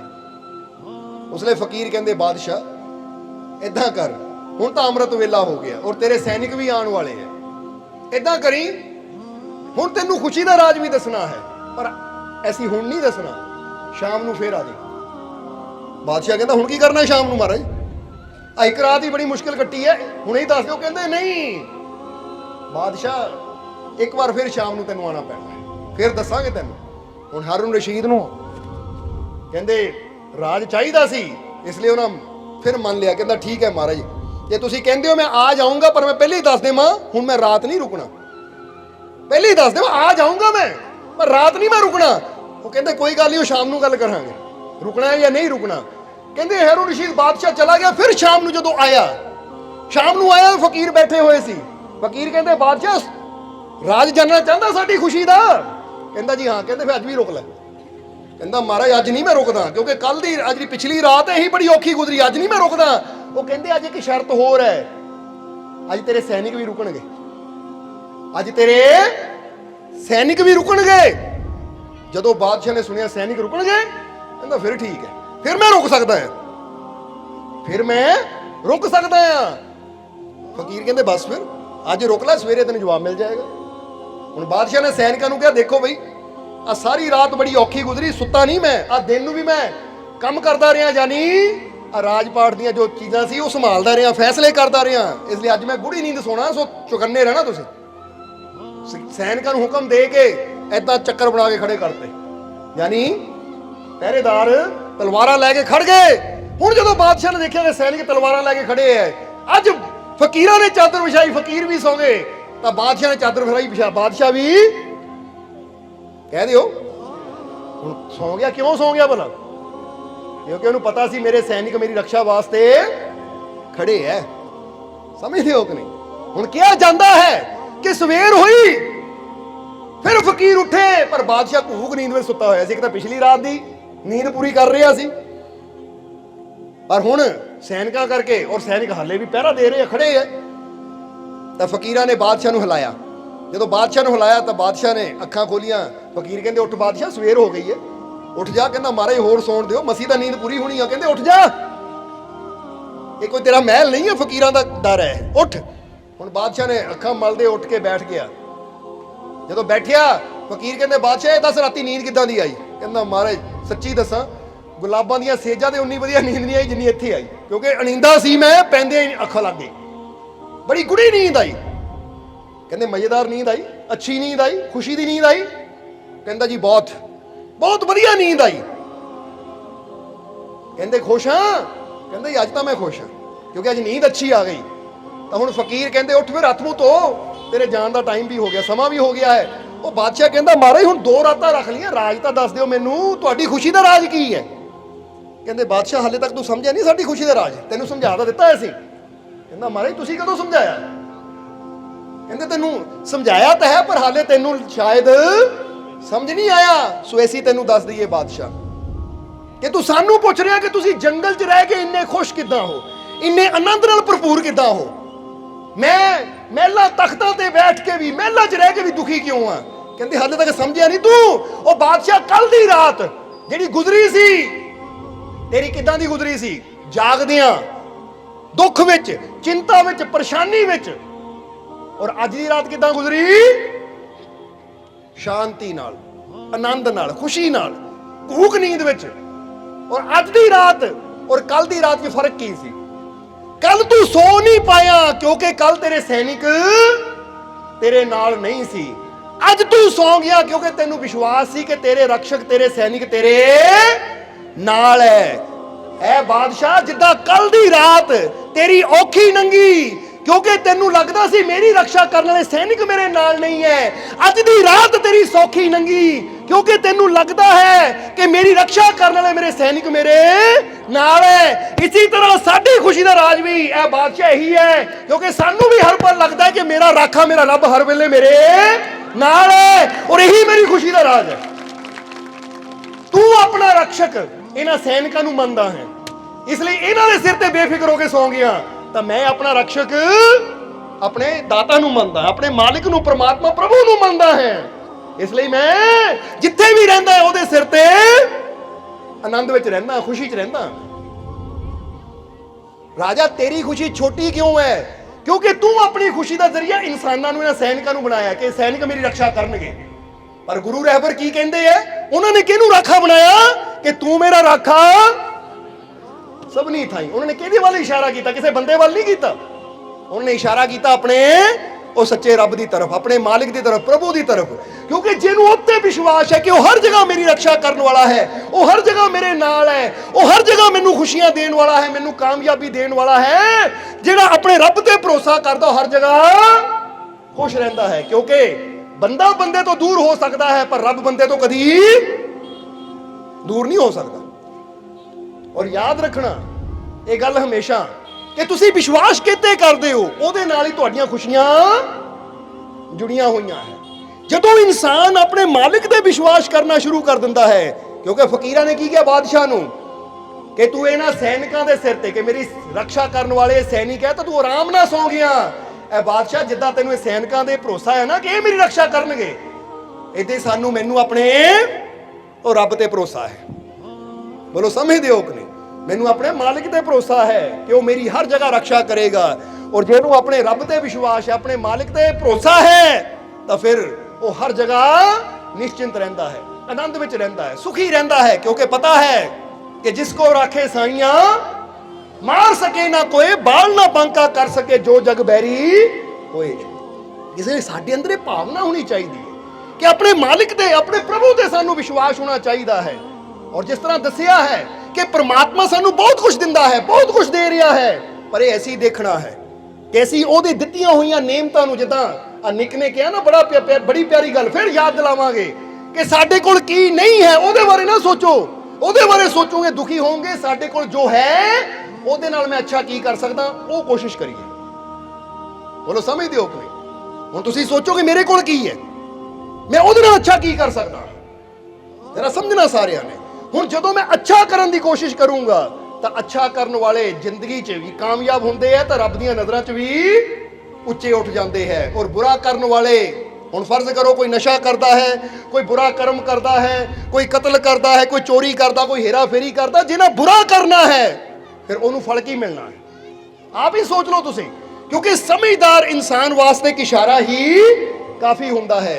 इसलिए ये गल हमेशा अपने दिलों दिमाग 'च याद रखनी कि असीं ਉਹ ਰੱਬ ਦੀਆਂ ਰਹਿਮਤਾਂ ਨੂੰ ਪਾਣਾ ਹੈ, ਉਹਦੀਆਂ ਕਿਰਪਾਵਾਂ ਨੂੰ ਪਾਣਾ ਹੈ, ਜਾਂ ਜੀਵਨ 'ਚ ਕਾਮਯਾਬ ਹੋਣਾ ਹੈ, ਤਾਂ ਫਿਰ ਸਾਨੂੰ ਅੱਜ ਤੋਂ ਹੀ ਆਪਣੇ ਮਾਲਿਕ ਤੇ ਵਿਸ਼ਵਾਸ ਦੀ ਸ਼ੁਰੂਆਤ ਕਰਨੀ ਪਏਗੀ। ਬੋਲੋ ਸਮਝਦੇ ਹੋ ਕਿ ਨਹੀਂ? ਔਰ ਜਿਸ ਤਰ੍ਹਾਂ ਅਸੀਂ ਦੱਸਿਆ ਕਿ ਜਦ ਉਹ ਇਨਸਾਨ ਜਿਹਦੇ ਪੈਰ ਨਹੀਂ ਹੈ, ਹੱਥ ਹੀ ਹੈ, ਉਹ ਵਿਜੇਤਾ ਹੋ ਸਕਦਾ ਹੈ, ਤਾਂ ਤੁਸੀਂ ਕਿਉਂ ਨਹੀਂ ਵਿਨਰ ਹੋ ਸਕਦੇ? ਤੁਸੀਂ ਕਿਉਂ ਨਹੀਂ ਵਿਜੇਤਾ ਹੋ ਸਕਦੇ? ਬਸ ਅੰਦਰ एक साहस होना चाहिए, एक करन दी भावना होनी चाहिए है। ताही तो कहा जाता कि जो दूजे नूं ब्लेम दिंदा है ना, हुण कई बार इंसान कहता ओए तू काम क्यों नहीं करता, लै ओहदी वजह नाल काम नहीं करता, ओहदी वजह नाल ओ हमेशा दूजे नूं ही दोष दिंदा रहिंदा है। कदी किस्मत नूं दोष देगा कि मेरी किस्मत ही खराब है, कदी माता पिता नूं दोष देगा कि मेरे माता पिता ने मैनूं पढ़ाया नहीं, कदी किसी नूं दोष देगा कि मेरे यार दोस्त इदां दे है, कदी किसी नूं दोष देगा। यानी हमेशा दूजिਆਂ नूं दोष देण वाला, दूजिਆਂ नूं ब्लेम करन वाला जीवन 'च कदी कामयाब नहीं हो सकता। ये गल याद रखना हमेशा। इसलिए कामयाब इंसान केड़ा हुंदा है, जेड़ा दूजे नूं ब्लेम देण दी बजाय ये देखदा कि मेरे अंदर कमी की है, अपनी कमी दा सुधार करा ताकि मैं जीवन च अगे वध सकां। सो अगे वधना चाहते हो ना तुसीं? बोलो समझदे हो कि नहीं? और रब दीआं रहमतां तक पहुंचना चाहते हो ना, तो अपने जीवन की अहमियत नूं समझो, अपने जीवन की कीमत नूं समझो। कभी भी अपने आप नूं घट ना समझो। घट समझने का मतलब है कभी अपने आप की निंदिया ना करो कि मेरे तो नहीं होना। जिदा फर्ज करो कईयां नूं कोई दुख, कोई बीमारी लग जाती है, तो बंदा उत्थे निराश होकर बह जाता कि मेरा दुख दूर नहीं होना। या कई बार बंदे के सामने कोई प्रॉब्लम आ जाती है, तो बंदा उत्थे निराश होकर बह जाता है कि मेरी ये प्रॉब्लम पता नहीं दूर होनी है या नहीं होनी। और जदों असीं इदां दीआं सोचां अपने अंदर रखते हैं ना, इत्थे तुहानूं आ 2-3 चीज़ां कहांगे कि अगर इन्हां नूं तुसीं समझ लवोगे जिंदगी 'च कामयाबी जरूर मिलेगी। पहली चीज केड़ी समझनी है ਕਿ ਥਿੰਕ ਬਿਗ ਔਰ ਦੂਜੀ ਹੈ ਥਿੰਕ ਗੁੱਡ। ਬੜਾ ਸੋਚੋ ਔਰ ਅੱਛਾ ਸੋਚੋ। ਸਮਝਦੇ ਹੋ ਕਿ ਨਹੀਂ? ਔਰ ਅਗਲੀ ਚੀਜ਼ ਕੀ ਹੈ ਕਿ ਹਮੇਸ਼ਾ ਯਾਦ ਰੱਖਣਾ ਹੈ ਕਿ ਜਦੋਂ ਬੜਾ ਸੋਚਾਂਗੇ, ਅੱਛਾ ਸੋਚਾਂਗੇ ਤਾਂ ਜੀਵਨ 'ਚ ਹੋਏਗਾ ਵੀ ਅੱਛਾ ਔਰ ਮਿਲੇਗਾ ਵੀ ਬੜਾ ਫਲ। ਕਈ ਵਾਰ ਦੇਖਿਆ ਕਿ ਇਨਸਾਨ ਛੋਟਾ ਸੋਚਦਾ ਹੈ ਤਾਂ ਬੁਰਾ ਸੋਚਦਾ ਹੈ। ਜਿੱਦਾਂ ਇੱਥੇ ਸਾਨੂੰ ਇੱਕ ਛੋਟੀ ਜਿਹੀ ਇੱਕ ਕਹਾਣੀ ਯਾਦ ਆ ਰਹੀ ਹੈ ਜੋ ਸਾਨੂੰ ਗਿਆਨ ਦੇਣ ਵਾਸਤੇ ਬਣਾਈ ਗਈ ਹੈ। ਹੁਣ ਜਰਾ ਤੁਸੀਂ ਵੀ ਚੈੱਕ ਕਰਨਾ ਕਿ ਕਿਤੇ ਕਹਾਣੀ ਸਾਡੇ ਜੀਵਨ ਨਾਲ ਜਾਨੀ ਤੁਹਾਡੇ ਜੀਵਨ ਨਾਲ ਤਾਂ ਨਹੀਂ ਜੁੜੀ ਹੋਈ। ਜਰਾ ਚੈੱਕ ਕਰਨਾ ਹੈ ਕਿ ਇੱਕ ਵਾਰ ਨਾ ਫਕੀਰ ਇੱਕ ਜੰਗਲ ਦੇ ਵਿੱਚ ਸਫ਼ਰ ਕਰਦੇ ਕਰਦੇ ਆ ਕੇ ਬੈਠੇ ਤਾਂ ਜਦੋਂ ਨਗਰ ਦੇ ਲੋਕਾਂ ਨੂੰ ਪਤਾ ਲੱਗਾ ਕਿ ਨਗਰ ਦੇ ਵਿੱਚ ਇੱਕ ਫਕੀਰ ਆਏ ਹੈ, ਜੰਗਲ ਚੋਂ ਆਏ ਫਕੀਰ ਨਗਰ ਦੇ ਵਿੱਚ ਇਬਾਦਤ ਕਰਕੇ, ਬੰਦਗੀ ਕਰਕੇ, ਤਾਂ ਨਗਰ ਦੇ ਲੋਕਾਂ ਨੂੰ ਜਦੋਂ ਪਤਾ ਲੱਗਾ ਕਿ ਨਗਰ ਵਿੱਚ ਫਕੀਰ ਆਏ ਹੈ ਤਾਂ ਉਸ ਵੇਲੇ ਕਹਿੰਦੇ ਨਗਰ ਦੇ ਲੋਕ ਫਕੀਰਾਂ ਦੇ ਦਰਸ਼ਨ ਕਰਨ ਆਏ ਔਰ ਨਾਲ ਦੇ ਪਿੰਡਾਂ ਵਾਲਿਆਂ ਨੂੰ ਪਤਾ ਲੱਗਾ ਕਿ ਕੋਈ ਕਰਨੀ ਵਾਲੇ ਫਕੀਰ ਆ, ਉਹ ਵੀ ਦਰਸ਼ਨ ਕਰਨ ਵਾਸਤੇ ਆਏ। ਤਾਂ ਉਹਨਾਂ ਵਿੱਚ ਨਾ ਦੋ ਨੌਜਵਾਨ ਸੀ, ਇੱਕ ਕਿਸੇ ਨਗਰ ਦਾ, ਦੂਜਾ ਕਿਸੇ ਹੋਰ ਨਗਰ ਦਾ। ਦੋਨੇ ਫਕੀਰਾਂ ਦੇ ਕੋਲ ਆਏ ਔਰ ਕਹਿਣ ਲੱਗੇ, ਮਹਾਰਾਜ ਅਸੀਂ ਬੜੇ ਦੁਖੀ ਹਾਂ, ਬੜੇ ਗਰੀਬ ਹਾਂ, ਦੱਸੋ ਸਾਨੂੰ ਕੀ ਕਰਨਾ ਚਾਹੀਦਾ ਜਿਹੜਾ ਜੀਵਨ 'ਚ ਕਾਮਯਾਬੀ ਮਿਲੇ। ਫਕੀਰਾਂ ਨੇ ਉਹਨਾਂ ਨੂੰ ਦੇਖਿਆ, ਦੇਖ ਕੇ ਫਕੀਰਾਂ ਨੇ ਦੋਨਾਂ ਦੀ ਤਰਫ ਦੇਖ ਕੇ ਕਿਹਾ ਕਿ ਬੇਟਾ ਤੁਹਾਡੇ ਵਾਸਤੇ ਬਿਹਤਰ ਰਹੇਗਾ ਕਿ ਤੁਸੀਂ ਨਾ ਮੱਝ ਖਰੀਦ ਕੇ ਉਹਦਾ ਦੁੱਧ ਵੇਚਣਾ ਸ਼ੁਰੂ ਕਰੋ, ਉਹ 'ਚ ਬਰਕਤ ਹੋਏਗੀ। ਕਿਉਂਕਿ ਕਈ ਵਾਰ ਫਕੀਰ ਇਸ਼ਾਰਾ ਕਰ ਦਿੰਦੇ, ਇਹ ਕਹਾਣੀ ਸਮਝਾਉਣ ਵਾਸਤੇ ਜਰਾ ਸਮਝਣਾ ਤੁਸੀਂ। ਹੁਣ ਕਿਹਾ ਜਾਂਦਾ ਹੈ ਕਿ ਦੋਨੇ ਹੀ ਗਰੀਬ ਸੀ। ਦੋਨਾਂ ਨੇ ਕਿਹਾ ਮਾਰੇ ਮੱਝ ਖਰੀਦਣ ਦੇ ਵੀ ਪੈਸੇ ਹੈ ਨਹੀਂ ਸਾਡੇ ਕੋਲ। ਫਕੀਰ ਕਹਿੰਦੇ ਕਿਸੇ ਤਰ੍ਹਾਂ ਖਰੀਦੋ, ਉਧਾਰ ਲੈ ਕੇ ਖਰੀਦੋ, ਕੁਝ ਵੀ ਕਰਕੇ ਮੱਝ ਖਰੀਦੋ, ਬੜੀ ਬਰਕਤ ਹੋਏਗੀ। ਹੁਣ ਦੋਨੇ ਫਕੀਰਾਂ ਕੋ ਬਾਕ ਲੈ ਕੇ ਚਲੇ ਗਏ। ਇੱਕ ਨੌਜਵਾਨ ਗਿਆ, ਜਾ ਕੇ ਉਹਨਾਂ ਆਪਣੀ ਘਰ ਵਾਲੀ ਨੂੰ ਦੱਸਿਆ ਤਾਂ ਘਰ ਵਾਲੀ ਨੇ ਕਿਹਾ ਦੇਖੋ ਜੀ, ਜੇ ਫਕੀਰਾਂ ਨੇ ਵਚਨ ਕੀਤੇ ਆ ਨਾ ਤਾਂ ਕਹਿੰਦੇ ਸਾਧੂ ਬੋਲੇ ਸਹਿ ਸੁਭਾਓ ਸਾਧੂ ਕਾ ਬੋਲਾ ਬਿਰਥਾ, ਫਿਰ ਤਾਂ ਸਾਨੂੰ ਮੱਝ ਖਰੀਦ ਲੈਣੀ ਚਾਹੀਦੀ ਹੈ। ਏਦਾਂ ਕਰੋ, ਆਂਡੀਆਂ ਗੁਆਂਢੀਆਂ ਨੂੰ ਪੁੱਛੋ ਕੋਈ ਉਧਾਰ ਮਿਲ ਜਾਵੇ, ਕਿਤੇ ਉਹ ਕੁਝ ਵੀ ਹੋ ਜਾਵੇ, ਜੇ ਨਹੀਂ ਤਾਂ ਘਰੇ ਗਿਰਵੀ ਰੱਖ ਕੇ ਮੱਝ ਖਰੀਦ ਲਓ। ਵਿਸ਼ਵਾਸ, ਇੱਕ ਯਕੀਨ। ਹੁਣ ਕਹਿੰਦੇ ਹੈ ਕਿ ਜਦੋਂ ਘਰ ਵਾਲੀ ਨੇ ਕਿਹਾ, ਹਿੰਮਤ ਮਿਲੀ, ਇੱਕ ਸੇਠ ਕੋ ਗਿਆ, ਸੇਠ ਕੋਲੋਂ ਉਧਾਰੇ ਪੈਸੇ ਲੈ ਲਏ ਔਰ ਮੱਝ ਖਰੀਦ ਕੇ ਲਿਆਂਦੀ। ਜਦੋਂ ਮੱਝ ਖਰੀਦ ਕੇ ਲਿਆਂਦੀ ਤਾਂ ਉਹਦੇ ਦੁੱਧ 'ਚ ਇੰਨੀ ਬਰਕਤ ਹੋਈ ਕਿ ਦੁੱਧ ਵੇਚਦੇ ਹੈ ਤਾਂ ਪੈਸੇ ਆਣੇ ਸ਼ੁਰੂ ਹੋ ਗਏ। ਔਰ ਦੇਖਿਆ ਮਹੀਨੇ 6 ਮਹੀਨਿਆਂ 'ਚ ਹੀ ਕਰਜ਼ਾ ਵੀ ਉਤਰ ਗਿਆ ਤੇ ਇੱਕ ਮੱਝ ਹੋਰ ਵੀ ਖਰੀਦ ਲਈ। ਕਹਿੰਦੇ ਕਰਦਿਆਂ ਇੰਨੀ ਬਰਕਤ ਹੋਈ, ਇੰਨਾ ਵਾਧਾ ਹੋਇਆ। ਕਿਉਂਕਿ ਯਾਦ ਰੱਖੋ, ਕਿਹਾ ਜਾਂਦਾ ਨਾ ਮਿਹਨਤ ਮੇਰੀ ਤਾਂ ਰਹਿਮਤ ਤੇਰੀ। ਮਿਹਨਤ ਬੰਦਾ ਕਰਦਾ, ਰਹਿਮਤ ਜਦੋਂ ਉਹਦੀ ਹੁੰਦੀ ਹੈ ਤਾਂ ਫਿਰ ਕੰਮ 'ਚ ਵਾਧਾ ਵੀ ਹੋਣਾ ਸ਼ੁਰੂ ਹੋ ਜਾਂਦਾ ਹੈ, ਬਰਕਤਾਂ ਵੀ ਆਣੀਆਂ ਸ਼ੁਰੂ ਹੋ ਜਾਂਦੀਆਂ, ਫਿਰ ਇਨਸਾਨ ਨੂੰ ਕਮੀ ਵੀ ਕੋਈ ਨਹੀਂ ਰਹਿੰਦੀ। ਹੁਣ ਦੇਖਦਿਆਂ ਇੱਕ ਮੱਝ ਤੋਂ ਦੋ ਤੋਂ ਤਿੰਨ ਤੋਂ ਚਾਰ ਤੋਂ 5। ਹੁਣ ਕਹਿੰਦੇ ਇੱਕ ਡੈਰੀ ਫਾਰਮ ਹੀ ਖੋਲ ਲਿਆ ਉਹਨੇ। ਹੁਣ ਤਾਂ ਸਪਲਾਈ ਪਿੰਡ ਤੋਂ ਸ਼ਹਿਰ ਤੱਕ ਪਹੁੰਚ ਗਈ, ਅਮੀਰ ਹੋ ਗਿਆ, ਨੌਕਰ ਰੱਖ ਲਏ। ਹੁਣ ਇਸੇ ਤਰ੍ਹਾਂ ਜ਼ਿੰਦਗੀ ਉਹਦੀ ਜਾ ਰਹੀ ਹੈ। ਤਾਂ ਇੱਕ ਦਿਨ ਉਹਦੇ ਬੈਠੇ ਮਨ 'ਚ ਖਿਆਲ ਆਇਆ ਕਿ ਮੇਰੇ ਨਾਲ ਇੱਕ ਹੋਰ ਆਦਮੀ ਵੀ ਗਿਆ ਸੀ ਫਲਾਣੇ ਪਿੰਡ ਦਾ, ਉਹਨਾਂ ਵੀ ਫਕੀਰਾਂ ਤੋਂ ਪੁੱਛਿਆ ਸੀ, ਫਕੀਰਾਂ ਨੇ ਉਹਨੂੰ ਵੀ ਮੱਝ ਬਾਰੇ ਕਿਹਾ ਸੀ, ਉਹ ਹਾਲੇ ਤੱਕ ਉਹਨੂੰ ਕਦੀ ਦੇਖਿਆ ਨਹੀਂ ਦੁੱਧ ਵੇਚਦੇ ਨੂੰ, ਉਹਦਾ ਕਦੀ ਨਾਮ ਹੀ ਨਹੀਂ ਸੁਣਿਆ। ਹੁਣ ਮੇਰਾ ਨਾਮ ਤਾਂ ਸ਼ਹਿਰਾਂ ਤੱਕ ਪਹੁੰਚ ਗਿਆ, ਜਰਾ ਦੇਖਾਂ ਸ਼ਾਇਦ ਕਿਤੇ ਵਿਦੇਸ਼ਾਂ ਤੱਕ ਨਾ ਪਹੁੰਚਿਆ ਹੋਵੇ ਉਹ, ਕਿਉਂਕਿ ਇੱਥੇ ਲਾਗੇ ਛਾਗੇ ਨਜ਼ਰ ਹੀ ਨਹੀਂ ਆਉਂਦਾ। ਮਨ 'ਚ ਆਇਆ ਜਾਣਕਾਰੀ ਵਾਸਤੇ। ਕਹਿੰਦੇ ਉਹ ਨਾ 2 ਸਾਲ ਬਾਅਦ ਉਹ ਪਿੰਡ ਨੂੰ ਚਲਾ ਗਿਆ ਤੇ ਦੂਜੇ ਆਦਮੀ ਨੇ ਵੀ ਮੇਰੇ ਨਾਲ ਹੀ ਫਕੀਰਾਂ ਨੂੰ ਪੁੱਛਿਆ ਜਰਾ ਦੇਖਾਂ ਉਹਦਾ ਕੀ ਬਣਿਆ। ਜਦੋਂ ਗਿਆ ਤਾਂ ਕੀ ਦੇਖਿਆ, ਜਦੋਂ ਦੇਖਿਆ ਉਹਨੂੰ ਤਾਂ ਅੱਜ ਵੀ ਫਟੇ ਹਾਲ, ਕੱਖਾਂ ਦੀ ਕੁੱਲੀ ਮੋਰੇ ਬੈਠਾ, ਆਪਣੀ ਕਿਸਮਤ ਦਾ ਰੋਣਾ ਰੋ ਰਿਹਾ ਹੈ। ਉਹ ਆਦਮੀ ਬੜਾ ਹੈਰਾਨ ਹੋਇਆ, ਅਮੀਰ ਆਦਮੀ, ਕਿਉਂਕਿ ਹੁਣ ਗੱਡੀ 'ਚ ਗਿਆ ਸੀ, ਗੱਡੀ ਜਾ ਕੇ ਘਰ ਦੇ ਮੋਰੇ ਖੜੀ ਕੀਤੀ। ਇੱਧਰ ਉਹ ਆਦਮੀ ਨੇ ਵੀ ਦੇਖਿਆ ਕਿ ਇੱਕ ਕੋਈ ਸੇਠ ਗੱਡੀ 'ਚ ਉਤਰਿਆ, ਉਹ ਵੀ ਉੱਠ ਕੇ ਹੱਥ ਜੋੜ ਕੇ ਖੜ ਗਿਆ। ਇਹ ਸੇਠ ਕੌਣ ਹੈ? ਤਾਂ ਇਹਨਾਂ ਕਿਹਾ ਪਛਾਣਿਆ ਨਹੀਂ, ਉਹ 2 ਸਾਲ ਪਹਿਲਾਂ ਹੀ ਫਕੀਰਾਂ ਕੋਲ ਇਕੱਠੇ ਹੀ ਗਏ ਸੀ। ਤਾਂ ਫਕੀਰਾਂ ਨੇ ਸਾਨੂੰ ਦੋਨਾਂ ਨੂੰ ਕਿਹਾ ਸੀ ਮੱਝ ਖਰੀਦ ਲਓ, ਦੁੱਧ ਵੇਚੋ, ਬੜਾ ਕੰਮ 'ਚ ਬਰਕਤ ਹੋਏਗੀ। ਉਹ ਮੈਂ ਫਕੀਰਾਂ ਦਾ ਹੁਕਮ ਮੰਨ ਕੇ ਇੱਥੇ ਪਹੁੰਚ ਗਿਆ, ਉਹ ਤੇਰਾ ਹਾਲ ਇਹੀ, ਤੂੰ ਮੱਝ ਨਹੀਂ ਖਰੀਦੀ ਸੀ? ਕਹਿੰਦਾ ਯਾਰ ਕੀ ਦੱਸਾਂ, ਜਦੋਂ ਮੈਂ ਫਕੀਰਾਂ ਕੋਲ ਗਿਆ ਸੀ ਨਾ ਤਾਂ ਫਕੀਰਾਂ ਨੇ ਕਿਹਾ ਮੱਝ ਖਰੀਦ ਲਈ, ਤਾਂ ਮੈਂ ਵੀ ਘਰ ਆਇਆ, ਘਰ 'ਚ ਗਰੀਬੀ ਸੀ, ਪੈਸੇ ਹੈ ਨਹੀਂ ਸੀ ਮੱਝ ਖਰੀਦਣ ਦੇ। ਮੈਂ ਆ ਕੇ ਆਪਣੀ ਘਰ ਵਾਲੀ ਨੂੰ ਪੁੱਛਿਆ ਕਿ ਭਗਵਾਨ ਨੇ ਫਕੀਰਾਂ ਨੇ ਕਿਹਾ ਹੈ ਮੱਝ ਖਰੀਦ ਲੈ, ਬੜੀ ਬਰਕਤ ਹੋਏਗੀ ਦੁੱਧ 'ਚ, ਕੋਈ ਕਮੀ ਨਹੀਂ ਰਹੇਗੀ। ਪੈਸੇ ਤਾਂ ਹੈ ਨਹੀਂ, ਕੀ ਗੁਆਂਢੀਆਂ ਤੋਂ ਮੰਗ ਕੇ ਜਾਂ ਕਿਤੇ ਵਿਆਜੂ ਪੈਸਾ ਲੈ ਕੇ ਜਾਂ ਘਰ ਵੇਚ ਕੇ ਮੱਝ ਲੈ ਲਵਾਂ? ਤਾਂ ਘਰ ਵਾਲੇ ਨੇ ਪਤਾ ਕੀ ਕਿਹਾ, ਲੈ ਮੱਝ ਦਾ ਕੋਈ ਭਰੋਸਾ ਜੇ ਕੱਲ ਨੂੰ ਮਰ ਗਈ ਫਿਰ। ਹੈ ਜੇ ਮੱਝ ਮਰ ਗਈ ਫਿਰ ਉਧਾਰ ਚੜੇਗਾ ਸਿਰ। ਆ ਘਰ ਹੁਣ ਆਪਣਾ ਆ, ਫਿਰ ਗਿਰਵੀ ਰੱਖਾਂਗੇ, ਫਿਰ ਕਿਸ਼ਤਾਂ ਭਰਨੀਆਂ ਪੈਣਗੀਆਂ। ਮੱਝ ਦਾ ਕੀ ਭਰੋਸਾ, ਮੱਝ ਦਾ ਕੱਲ ਨੂੰ ਮਰ ਜਾਵੇ। ਜਰਾ ਹੁਣ ਸਮਝਣਾ ਸਾਰਿਆਂ ਨੇ। ਹੁਣ ਕਹਿੰਦੇ ਜਦੋਂ ਘਰ ਵਾਲੀ ਇੰਨੀ ਗੱਲ ਕਹੀ ਤਾਂ ਮੈਂ ਕਿਹਾ ਗੱਲ ਤਾਂ ਸੱਚੀ ਹੈ। ਜੇ ਮੱਝ ਮਰ ਗਈ ਤਾਂ ਫਿਰ ਸੱਚੀ ਗੱਲ ਹੈ, ਸਿਰ ਤੇ ਹੋਰ ਕਰਜ਼ਾ ਚੜ ਜਾਣਾ। ਭਾਈ ਮੇਰੀ ਹਿੰਮਤ ਨਹੀਂ ਪਈ, ਮੇਰੀ ਹੌਸਲਾ ਨਹੀਂ ਪਿਆ ਕਿ ਜਦੋਂ 4 ਪੈਸੇ ਜੁੜਨਗੇ ਫਿਰ ਮੱਝ ਖਰੀਦਾਂਗੇ। ਉਧਾਰੇ ਚੱਕ ਕੇ, ਵਿਆਜੂ ਚੱਕ ਕੇ, ਘਰ ਗਿਰਵੀ ਰੱਖ ਕੇ ਨਹੀਂ ਪੈਸੇ ਖਰੀਦਣੇ, ਕਿਉਂਕਿ ਮੱਝ ਦਾ ਕੀ ਭਰੋਸਾ ਕੱਲ ਨੂੰ ਮਰ ਜਾਵੇ।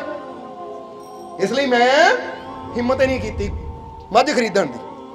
ਤਾਂ ਉਸ ਵੇਲੇ ਉਹਨਾਂ ਕਿਹਾ ਭਾਈ ਦੇਖ ਲੈ ਹਾਲਾਤ ਤਾਂ ਮੇਰੇ ਵੀ ਇਹ ਸੀ, ਪਰ ਮੈਂ ਸੇਠ ਤੋਂ ਉਧਾਰ ਪੈਸਾ ਲੈ ਕੇ ਮੱਝ ਖਰੀਦੀ। ਉਹ ਫਕੀਰਾਂ ਦੇ ਵਚਨ ਸੀ। ਤਾਂ ਅੱਜ ਦੇਖ ਲੈ ਇੱਕ ਮੱਝ ਤੋਂ ਹਜ਼ਾਰਾਂ ਤੱਕ ਪਹੁੰਚ ਗਿਆ, ਔਰ ਪੈਦਲ ਤੋਂ ਕਾਰਾਂ ਤੱਕ ਪਹੁੰਚ ਗਿਆ। ਪਹਿਲਾਂ ਪੈਦਲ ਸੀ, ਹੁਣ ਕਾਰਾਂ ਤੱਕ ਪਹੁੰਚ ਗਿਆ। ਕੱਖਾਂ ਦੀ ਕੁੱਲੀਆਂ ਤੋਂ ਕੋਠੀਆਂ ਤੱਕ ਪਹੁੰਚ ਗਿਆ, ਫਕੀਰਾਂ ਦੇ ਵਚਨਾਂ ਤੇ ਵਿਸ਼ਵਾਸ ਕਰਕੇ। ਕਿਉਂਕਿ ਮੇਰੀ ਸੋਚ ਬੜੀ ਸੀ। ਬੋਲੋ ਸਮਝਦੇ ਹੋ ਕਿ ਨਹੀਂ? ਮੇਰਾ ਵਿਸ਼ਵਾਸ ਵੀ ਬੜਾ ਸੀ। ਤਾਂ ਤੇਰੀ ਸੋਚ ਕੀ ਸੀ? ਛੋਟੀ ਸੋਚ।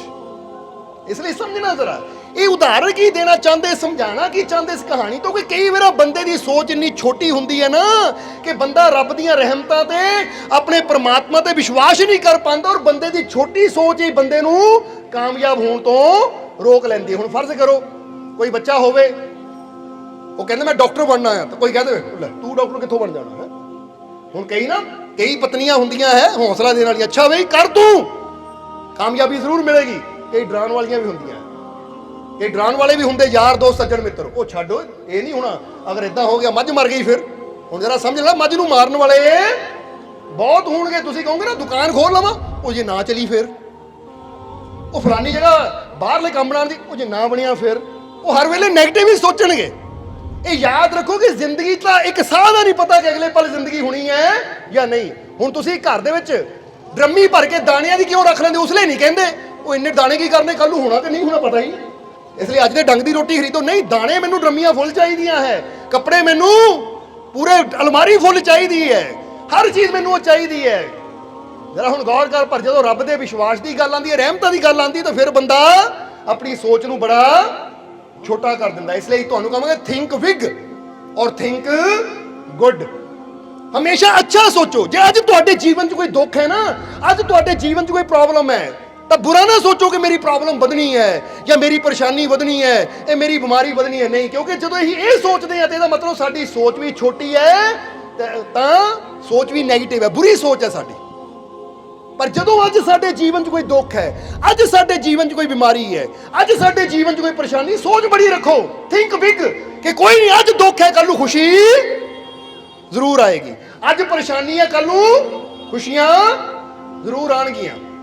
ਜਿੱਦਾਂ ਹੀ ਦੱਸੀਦਾ ਨਾ ਕਿ ਜਿਨਕੇ ਹੌਸलों में जान होती है उनकी फिर ऊंची उड़ान होती है, जो झुक जाता है अपने मालिक के दर पर उसकी दुनिया में ऊंची शान होती है। कि शाना भी ਉਹਦੀਆਂ ਉੱਚੀਆਂ ਹੁੰਦੀਆਂ ਆ। ਕਹਿੰਦੇ ਨਾ ਮੈਂ ਨੀਵਾਂ ਮੇਰਾ ਮੁਰਸ਼ਿਦ ਉੱਚਿਆਂ ਦੇ ਸੰਗ ਲਾਈ। ਜਦੋਂ ਉੱਚਿਆਂ ਨਾਲ ਲਾਵਾਂਗੇ ਤਾਂ ਫੇਰ ਹੀ ਸਾਡੀ ਸੋਚ ਵੀ ਉੱਚੀ ਹੋਏਗੀ, ਔਰ ਜਦੋਂ ਸੋਚ ਉੱਚੀ ਹੋਏਗੀ, ਬੜਾ ਸੋਚਾਂਗੇ, ਤਾਂ ਯਾਦ ਰੱਖੋ ਬੜਾ ਸੋਚਾਂਗੇ ਤਾਂ ਮਿਲਣਾ ਵੀ ਬੜਾ ਹੀ ਹੈ। ਇਸ ਕਰਕੇ ਤਾਂ ਹੀ ਤੇ ਅਸੀਂ ਕਈ ਵਾਰ ਕਹੀਦਾ ਹੈ ਕਿ ਬੰਦਾ ਆਪਣੀ ਹੈਸੀਅਤ ਦੇਖ ਕੇ ਨਹੀਂ, ਉਹਦੀਆਂ ਰਹਿਮਤਾਂ ਦੇਖ ਕੇ ਮੰਗੇ ਕਿ ਮੇਰੇ ਮਾਲਿਕ ਤੇਰੀਆਂ ਰਹਿਮਤਾਂ ਬੇਅੰਤ ਹੈ, ਇਸ ਲਈ ਦੇ ਮੈਨੂੰ ਖੁਸ਼ੀ, ਦੇ ਮੈਨੂੰ ਕਾਮਯਾਬੀ, ਦੇ ਮੈਨੂੰ ਸਫਲਤਾ। ਕਿਉਂਕਿ ਪ੍ਰਮਾਤਮਾ ਦੇ ਕੋਲ ਜਾਈਏ, ਅੱਜ ਬੰਦੇ ਦੀਆਂ ਪ੍ਰਾਰਥਨਾ ਵੀ ਕਈ ਵਾਰ ਪੂਰੀਆਂ ਕਿਉਂ ਨਹੀਂ ਹੁੰਦੀਆਂ? ਉਹਦਾ ਵੀ ਕਾਰਨ ਪਤਾ ਕੀ ਹੈ?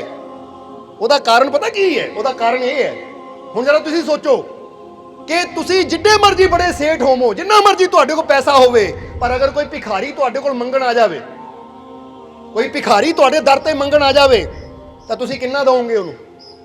100 ਰੁਪਇਆ, 500 ਰੁਪਇਆ, 1000 ਰੁਪਇਆ, 2000, 5000, ਕਿੰਨਾ ਕੁ ਦਵੋਗੇ? ਬੜੇ ਤੋਂ ਬੜਾ ਸੇਠ ਵੀ ਨਾ, ਉਹਦੇ ਦਰ ਤੇ ਕੋਈ ਭਿਖਾਰੀ ਚਲਾ ਜਾਵੇ ਕਿ ਇਹ ਸੇਠ ਜੀ ਦੇ ਦਿਓ, ਭਿਖਾਰੀ ਤੁਹਾਡੇ ਦਰ ਤੇ ਆਇਆ, ਤਾਂ ਸੇਠ ਵੀ ਕਿੰਨਾ ਕੁ ਦੇ ਦੇਗਾ? ਸ਼ਾਇਦ 100 ਰੁਪਇਆ ਨੂੰ ਦੇ ਦੇਵੇ, ਸ਼ਾਇਦ 500 ਦੇ ਦੇਵੇ, ਇੰਨਾ ਕੀ ਦੇਗਾ ਨਾ। ਇਹ ਤਾਂ ਨਹੀਂ ਹੋਏਗਾ 5 ਲੱਖ ਦੇ ਦੇਗਾ, 5 ਕਰੋੜ ਦੇ ਦੇਗਾ, ਨਹੀਂ, ਉਨਾ ਕੀ ਦੇਣਾ ਹੈ। ਹੁਣ ਇੱਕ ਭਿਖਾਰੀ ਆਪਣੇ ਸੇਠ ਤੋਂ ਮੰਗਦਾ ਹੈ ਤਾਂ ਸੇਠ ਉਹਨੂੰ ਉਹਦੀ ਹਸੀਅਤ ਦੇ ਹਿਸਾਬ ਨਾਲ ਦਿੰਦਾ, 5 ਰੁਪਏ, 10 ਰੁਪਏ, 100 ਰੁਪਇਆ, 500 ਰੁਪਇਆ ਆਪਣੀ ਹਸੀਅਤ ਦੇ ਮੁਤਾਬਿਕ ਦੇ ਦਿੰਦਾ ਹੈ। ਪਰ ਜੇ ਉਹ ਸੇਠ ਦਾ ਬੇਟਾ ਉਹਦੇ ਕੋਲ ਮੰਗੇ ਕਿ ਪਿਤਾ ਜੀ ਮੈਨੂੰ 5 ਕਰੋੜ ਚਾਹੀਦਾ ਹੈ, ਮੈਨੂੰ 5 ਲੱਖ ਚਾਹੀਦਾ ਹੈ, ਔਰ ਇਕਲੌਤਾ ਉਹਦਾ ਬੇਟਾ ਹੈ, ਤਾਂ ਸੇਠ ਨੇ ਕਹਿਣਾ ਬੇਟਾ ਸਭ ਕੁਝ ਤੇਰਾ ਹੀ ਤਾਂ ਹੈ। ਅੱਜ ਮੈਂ ਜੀਂਦਾ ਹਾਂ ਤਾਂ ਵੀ ਤੇਰਾ, ਕੱਲ ਨੂੰ ਮੈਂ ਮਰ ਗਿਆ ਤਾਂ ਵੀ ਤੇਰਾ ਹਾਂ, ਕਿਉਂਕਿ ਤੂੰ ਮੇਰਾ ਬੇਟਾ ਹੈ, ਮੈਂ ਤੇਰਾ ਪਿਤਾ ਹਾਂ। ਹੁਣ ਬੇਟਾ ਜਦ ਵੀ ਬਾਪ ਤੋਂ ਮੰਗਦਾ, ਇੱਕ ਵਿਸ਼ਵਾਸ ਨਾਲ ਮੰਗਦਾ ਹੈ ਕਿ ਮੇਰਾ ਪਿਤਾ ਹੈ ਔਰ ਮੈਂ ਇਹਦਾ ਬੱਚਾ ਹਾਂ, ਇਹ ਵਿਸ਼ਵਾਸ ਨਾਲ ਮੰਗਦਾ ਹੈ। ਤੁਹਾਨੂੰ ਪਤਾ ਜਦੋਂ ਬਾਪ ਕੋਲੋਂ ਵਿਸ਼ਵਾਸ ਨਾਲ ਮੰਗਿਆ ਜਾਵੇ ਤਾਂ ਬਾਪ ਸਭ ਕੁਝ ਦੇ ਦਿੰਦਾ ਹੈ। ਅੱਜ ਗੌਰ ਕਰੋ, ਅਸੀਂ ਪਰਮਾਤਮਾ ਨੂੰ ਕੀ ਸਮਝਦੇ ਹਾਂ? ਬੰਦਾ ਪਰਮਾਤਮਾ ਕੋਲ ਤਾਂ ਕਿੱਦਾਂ ਜਾਂਦਾ ਹੈ? ਰੱਬਾ ਮੈਂ ਤੇਰੇ ਦਰ ਦਾ ਭਿਖਾਰੀ ਹਾਂ, ਮੈਂ ਤੇਰੇ ਦਰ ਦਾ ਮੰਗਦਾ ਹਾਂ, ਕਰਦੇ ਕਿਰਪਾ, ਕਰਦੇ ਮਿਹਰ। ਇਹ ਭਿਖਾਰੀਆਂ ਦੀ ਤਰ੍ਹਾਂ ਰੱਬ ਤੋਂ ਮੰਗਦੇ ਆ ਔਰ ਇਹ ਭੁੱਲ ਜਾਂਦੇ ਉਹ ਸਾਡਾ ਪਿਤਾ ਹੈ। ਜਦੋਂ ਅਸੀਂ ਭਰੋਸਾ ਕਰਨਾ ਸ਼ੁਰੂ ਕਰ ਦਿੱਤਾ ਕਿ ਉਹ ਮੇਰਾ ਪਿਤਾ ਹੈ, ਮੈਂ ਉਹਦਾ ਬੱਚਾ ਹਾਂ, ਤਾਂ ਮੈਨੂੰ ਮੰਗਣ ਦੀ ਲੋੜ ਨਹੀਂ। ਜੋ ਮੇਰੇ ਵਾਸਤੇ ਉੱਚੀ ਤਾਂ ਮੇਰੇ ਪਿਤਾ ਨੇ ਆਪਣੇ ਆਪ ਦੇਣਾ, ਹਰ ਜਗ੍ਹਾ ਮੇਰੀ ਰੱਖਿਆ ਕਰੇਗਾ, ਮੇਰੀਆਂ ਸਾਰੀਆਂ ਜ਼ਰੂਰਤਾਂ ਪੂਰੀਆਂ ਕਰੇਗਾ। ਜਦੋਂ ਇਹ ਵਿਸ਼ਵਾਸ ਰੱਖਾਂਗੇ ਤਾਂ ਤੁਸੀਂ ਦੇਖੋ ਜਿੰਨੀ ਤੁਹਾਡੀ ਸੋਚ ਹੈ ਉਹ ਤੋਂ ਵੀ ਜ਼ਿਆਦਾ ਤੁਹਾਨੂੰ ਮਿਲਣਾ ਸ਼ੁਰੂ ਹੋ ਜਾਣਾ ਹੈ। ਇਸ ਲਈ ਅੱਜ ਤੋਂ ਇੱਕ ਵਿਸ਼ਵਾਸ ਆਪਣੇ ਅੰਦਰ ਪੈਦਾ ਕਰੋ ਕਿ ਉਹ ਪਰਮ ਪਿਤਾ ਪਰਮਾਤਮਾ, ਜਿੱਦਾਂ ਅਸੀਂ ਕਈ ਵਾਰ ਦੱਸੀਦਾ ਕਿ ਜੀਸਸ ਕ੍ਰਾਈਸਟ ਨੇ ਕਿਹਾ ਹੈ ਕਿ I am son of the God, no evil can touch me। Jesus Christ ਕਹਿੰਦੇ ਮੈਂ ਈਸ਼ਵਰ ਦਾ ਬੱਚਾ ਆ, ਉਹਦਾ ਬੇਟਾ ਆ, ਕੋਈ ਬੁਰੀ ਚੀਜ਼ ਮੇਰੇ ਲਾਗੇ ਨਹੀਂ ਆ ਸਕਦੀ। ਇਹ ਚੀਜ਼ ਤੁਸੀਂ ਵੀ ਆਪਣੇ ਅੰਦਰ ਵਸਾਓ ਕਿ ਅਸੀਂ ਸਾਰੇ ਆਪਣੇ ਉਸ ਮਾਲਿਕ ਦੇ ਪਰਮਾਤਮਾ ਦੇ ਬੱਚੇ ਆ, ਕੋਈ ਬੁਰੀ ਚੀਜ਼ ਸਾਡੇ ਨੇੜੇ ਨਹੀਂ ਆ ਸਕਦੀ। ਜੇ ਅੱਜ ਕੋਈ ਦੁੱਖ ਹੈ ਤਾਂ ਬੜੀ ਸੋਚ ਰੱਖਣੀ ਹੈ ਕਿ ਮੈਨੂੰ ਯਕੀਨ ਹੈ ਆਪਣੇ ਮਾਲਿਕ ਤੇ ਕਿ ਮੈਨੂੰ ਹਰ ਦੁੱਖ ਚੋਂ ਜ਼ਰੂਰ ਉਹ ਬਚਾਏਗਾ, ਉਹ ਹਰ ਦੁੱਖ ਚੋਂ ਜ਼ਰੂਰ ਕੱਢੇਗਾ ਮੈਨੂੰ। ਜੇ ਅੱਜ ਸਾਡੇ ਜੀਵਨ 'ਚ ਕਿਸੇ ਕਿਸਮ ਦੀ ਪ੍ਰੋਬਲਮ ਹੈ ਤਾਂ ਆਪਣੀ ਸੋਚ ਨੂੰ ਬੜਾ ਰੱਖਣਾ ਹੈ ਔਰ ਅੱਛਾ ਰੱਖਣਾ ਹੈ। ਅੱਛੀ ਸੋਚ ਕਿਹਨੂੰ ਕਹਿੰਦੇ ਹੈ? ਕਿ ਅੱਜ ਬੁਰੇ ਦਿਨ ਹੈ ਤਾਂ ਵਿਸ਼ਵਾਸ ਰੱਖਣਾ ਚੰਗੇ ਦਿਨ ਵੀ ਜ਼ਰੂਰ ਆ, ਇਹਨੂੰ ਕਹਿੰਦੇ ਬੜਾ ਸੋਚਣਾ ਔਰ ਅੱਛਾ ਸੋਚਣਾ। ਕਦੀ ਮਾੜਾ ਨਾ ਸੋਚੋ, ਬੁਰਾ ਨਾ ਸੋਚੋ, ਛੋਟਾ ਨਾ ਸੋਚੋ, ਕਿਉਂਕਿ ਜਿਸ ਪਰਮ ਸ਼ਕਤੀਸ਼ਾਲੀ ਪਰਮਾਤਮਾ ਨੇ ਸਾਨੂੰ ਪੈਦਾ ਕੀਤਾ ਉਹ ਆਪ ਬਹੁਤ ਬੜਾ ਹੈ। ਔਰ ਜੇ ਉਹ ਬੜਾ ਹੈ ਤਾਂ ਫਿਰ ਅਸੀਂ ਕਈ ਵਾਰ ਦੱਸੀਦਾ ਜਿਸਨੇ ਸਾਨੂੰ ਪੈਦਾ ਕੀਤਾ ਉਹ ਐਡਾ ਸ਼ਕਤੀਸ਼ਾਲੀ ਹੈ ਤਾਂ ਅਸੀਂ ਕਮਜ਼ੋਰ ਕਿੱਦਾਂ ਹੋ ਸਕਦੇ ਹਾਂ? ਅਸੀਂ ਛੋਟੇ ਕਿੱਦਾਂ ਹੋ ਸਕਦੇ ਹਾਂ? ਛੋਟਾ ਉਹੀ ਹੁੰਦਾ ਜਿਹਦੀ ਸੋਚ ਕਹਿ ਦਿਓ ਹੁਣ ਛੋਟੀ ਹੋਵੇ, ਤਾਂ ਬੜਾ ਕੌਣ ਹੁੰਦਾ? ਜਿਹਦੀ ਸੋਚ ਬੜੀ ਹੋਵੇ। ਕਹਿੰਦੇ ਨਾ ਮਹਾਤਮਾ ਬੁੱਧ ਇੱਕ ਦਿਨ ਬੈਠੇ ਹੋਏ ਸੀ, ਮਹਾਤਮਾ ਬੁੱਧ ਇੱਕ ਦਿਨ ਬੈਠੇ ਹੋਏ ਸੀ, ਇੱਕ ਨਗਰ 'ਚ ਪਹੁੰਚੇ, ਬੈਠੇ ਹੋਏ ਸੀ ਕਿ ਸਾਰੇ ਆ ਕੇ ਮਹਾਤਮਾ ਬੁੱਧ ਅੱਗੇ ਕੋਈ ਕਿੰਨਾ ਦਾਨ ਕਰ ਰਿਹਾ ਸੀ, ਕੋਈ ਕਿੰਨਾ ਰੱਖ ਰਿਹਾ ਸੀ। ਬਾਦਸ਼ਾਹ ਆਇਆ, ਬਾਦਸ਼ਾਹ ਨੇ ਹੀਰਿਆਂ ਨਾਲ ਭਰਿਆ ਹੋਇਆ ਥਾਲ ਰੱਖਿਆ, ਮਹਾਤਮਾ ਬੁੱਧ ਨੇ ਦੇਖਿਆ ਤੱਕ ਨਹੀਂ। ਤੇ ਇੱਕ ਮਾਈ ਆਈ, ਉਹਦੇ ਹੱਥ 'ਚ ਇੱਕ ਪੈਸਾ ਸੀ। ਜਦੋਂ ਉਹ ਆਈ ਜਦੋਂ ਮਹਾਤਮਾ ਬੁੱਧ ਨੇ ਦੇਖਿਆ ਮਾਈ ਨੂੰ, ਤਾਂ ਅੱਗੇ ਹੋ ਕੇ ਮਾਈ ਨੂੰ ਪੁੱਛਿਆ, ਮਾਤਾ ਕੀ ਹੈ ਤੇਰੇ ਹੱਥ 'ਚ? ਕਹਿੰਦੀ ਜੀ ਇੱਕ ਪੈਸਾ। ਮਹਾਤਮਾ ਬੁੱਧ ਨੇ ਉਹ ਇੱਕ ਪੈਸੇ ਨੂੰ ਬੜੇ ਪਿਆਰ ਨਾਲ ਲਿਆ। ਜਰਾ ਸਮਝਣਾ ਸਾਰਿਆਂ ਨੇ। ਉਹ ਬਾਦਸ਼ਾਹ ਹੈਰਾਨ, ਉਹ ਬਾਦਸ਼ਾਹ ਕਹਿੰਦਾ ਮਾਰੇ ਮੈਂ ਹੀਰਿਆਂ ਦਾ ਥਾਲ ਰੱਖਿਆ ਤਾਂ ਤੁਸੀਂ ਦੇਖਿਆ ਤੱਕ ਨਹੀਂ, ਮਾਈ ਦਾ ਇੱਕ ਪੈਸਾ। ਤਾਂ ਉਸ ਵੇਲੇ ਮਹਾਤਮਾ ਬੁੱਧ ਨੇ ਮੁਸਕਰਾ ਕੇ ਕਿਹਾ, ਬਾਦਸ਼ਾਹ ਤੇਰੇ ਨਾਲੋਂ ਬੜਾ ਦਿਲ ਇਸ ਮਾਈ ਦਾ ਹੈ, ਔਰ ਇੱਥੇ ਪੈਸਾ ਨਹੀਂ ਮੈਂ ਦੇਖਿਆ, ਉਹਦਾ ਦਿਲ ਦੇਖਿਆ ਹੈ। ਕਿਉਂਕਿ ਤੂੰ ਆਪਣੇ ਖਜ਼ਾਨੇ 'ਚੋਂ ਇਦਾਂ ਲੈ ਕੇ ਆਇਆ ਜਿੱਦਾਂ ਸਮੁੰਦਰ ਵਿੱਚੋਂ ਕੋਈ ਗਲਾਸ ਪਾਣੀ ਦਾ ਭਰ ਕੇ ਲਿਆ ਹੋਵੇ, ਪਰ ਮਾਈ ਦੇ ਕੋਲ ਇੱਕੋ ਹੀ ਪੈਸਾ ਸੀ ਜਿਹੜਾ ਕਈ ਦਿਨਾਂ ਤੋਂ ਇਹਨੇ ਜੋੜਿਆ ਸੀ। ਇਹ ਤਾਂ ਆਪਣਾ ਸਭ ਕੁਝ ਦੇ ਰਹੀ ਹੈ, ਦਿਲ ਇਹਦਾ ਤੇਰੇ ਨਾਲੋਂ ਬੜਾ ਹੈ। ਸੋ ਦੱਸਣਾ ਕੀ ਚਾਹੁੰਦੇ, ਕੁਝ ਮਿਸਾਲਾਂ ਹੁੰਦੀਆਂ ਹੈ, ਕੁਝ ਕਹਾਣੀਆਂ ਹੁੰਦੀਆਂ ਜਿਹੜੀਆਂ ਸੰਕੇਤ ਕਰਦੀਆਂ ਕਿ ਰੱਬ ਦੀਆਂ ਰਹਿਮਤਾਂ ਉਹਨਾਂ ਨੂੰ ਮਿਲਦੀਆਂ ਜਿਨ੍ਹਾਂ ਦਾ ਦਿਲ ਕਹਿ ਦਿਓ ਬੜਾ ਹੁੰਦਾ ਹੈ। ਹੁਣ ਤੁਸੀਂ ਰੱਬ ਦੀ ਰਹਿਮਤ ਚਾਹੁੰਦੇ ਹੋ ਕਿ ਨਹੀਂ? ਔਰ ਫਿਰ ਇੱਕ ਵਾਰ ਕਹਾਂਗੇ ਕਿ ਰੱਬ ਦੀ ਰਹਿਮਤ ਮਿਲਦੀ ਉਹਨੂੰ ਜਿਹੜੇ ਰੱਬ ਦੀ ਖਾਤਰ ਆਉਂਦੇ ਆ। ਜਿੱਦਾਂ ਹੁਣ ਟਾਈਮ ਤਾਂ ਵੈਸੇ ਕਾਫੀ ਹੋ ਗਿਆ, ਥੋੜਾ ਸਤਸੰਗ ਨੂੰ ਆਖਰਲੇ ਵਚਨਾਂ ਦੀ ਤਰਫ ਲੈ ਕੇ ਜਾਈਏ, ਪਰ ਇੱਥੇ ਇੱਕ ਬੜੀ ਪਿਆਰੀ ਗੱਲ ਯਾਦ ਆ ਗਈ ਸਾਨੂੰ ਕਿ ਇੱਕ ਵਾਰ ਨਾ ਇੱਕ ਫਕੀਰ ਨੂੰ ਰੱਬ ਦੇ ਦਰਸ਼ਨ ਹੋਏ।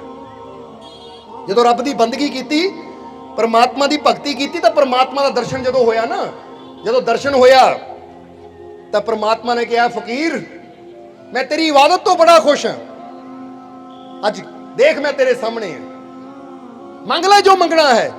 ਤਾਂ ਉਸ ਲਈ ਫਕੀਰ ਨੇ ਕਿਹਾ, ਐ ਮੇਰੇ ਰੱਬ, ਐ ਮੇਰੇ ਪਰਮਾਤਮਾ, ਮੈਨੂੰ ਤੂੰ ਮਿਲ ਗਿਆ, ਸਭ ਕੁਝ ਮਿਲ ਗਿਆ, ਪਰ ਮੇਰੀ ਇੱਕ ਇੱਛਾ ਆ ਕਿ ਜਿੱਦਾਂ ਤੂੰ ਮੈਨੂੰ ਦਰਸ਼ਨ ਦਿੱਤਾ ਹੈ, ਮੇਰੇ ਸਾਹਮਣੇ ਆਇਆ ਹਾਂ, ਮੈਂ ਇਹ ਆਨੰਦ ਨੂੰ ਦੇਖ ਰਿਹਾ, ਤੈਨੂੰ ਦੇਖ ਰਿਹਾ, ਮੈਂ ਚਾਹੁੰਦਾ ਹਾਂ ਇਹ ਪੂਰਾ ਨਗਰ, ਇਹ ਸਾਰਾ ਤੈਨੂੰ ਦੇਖੇ।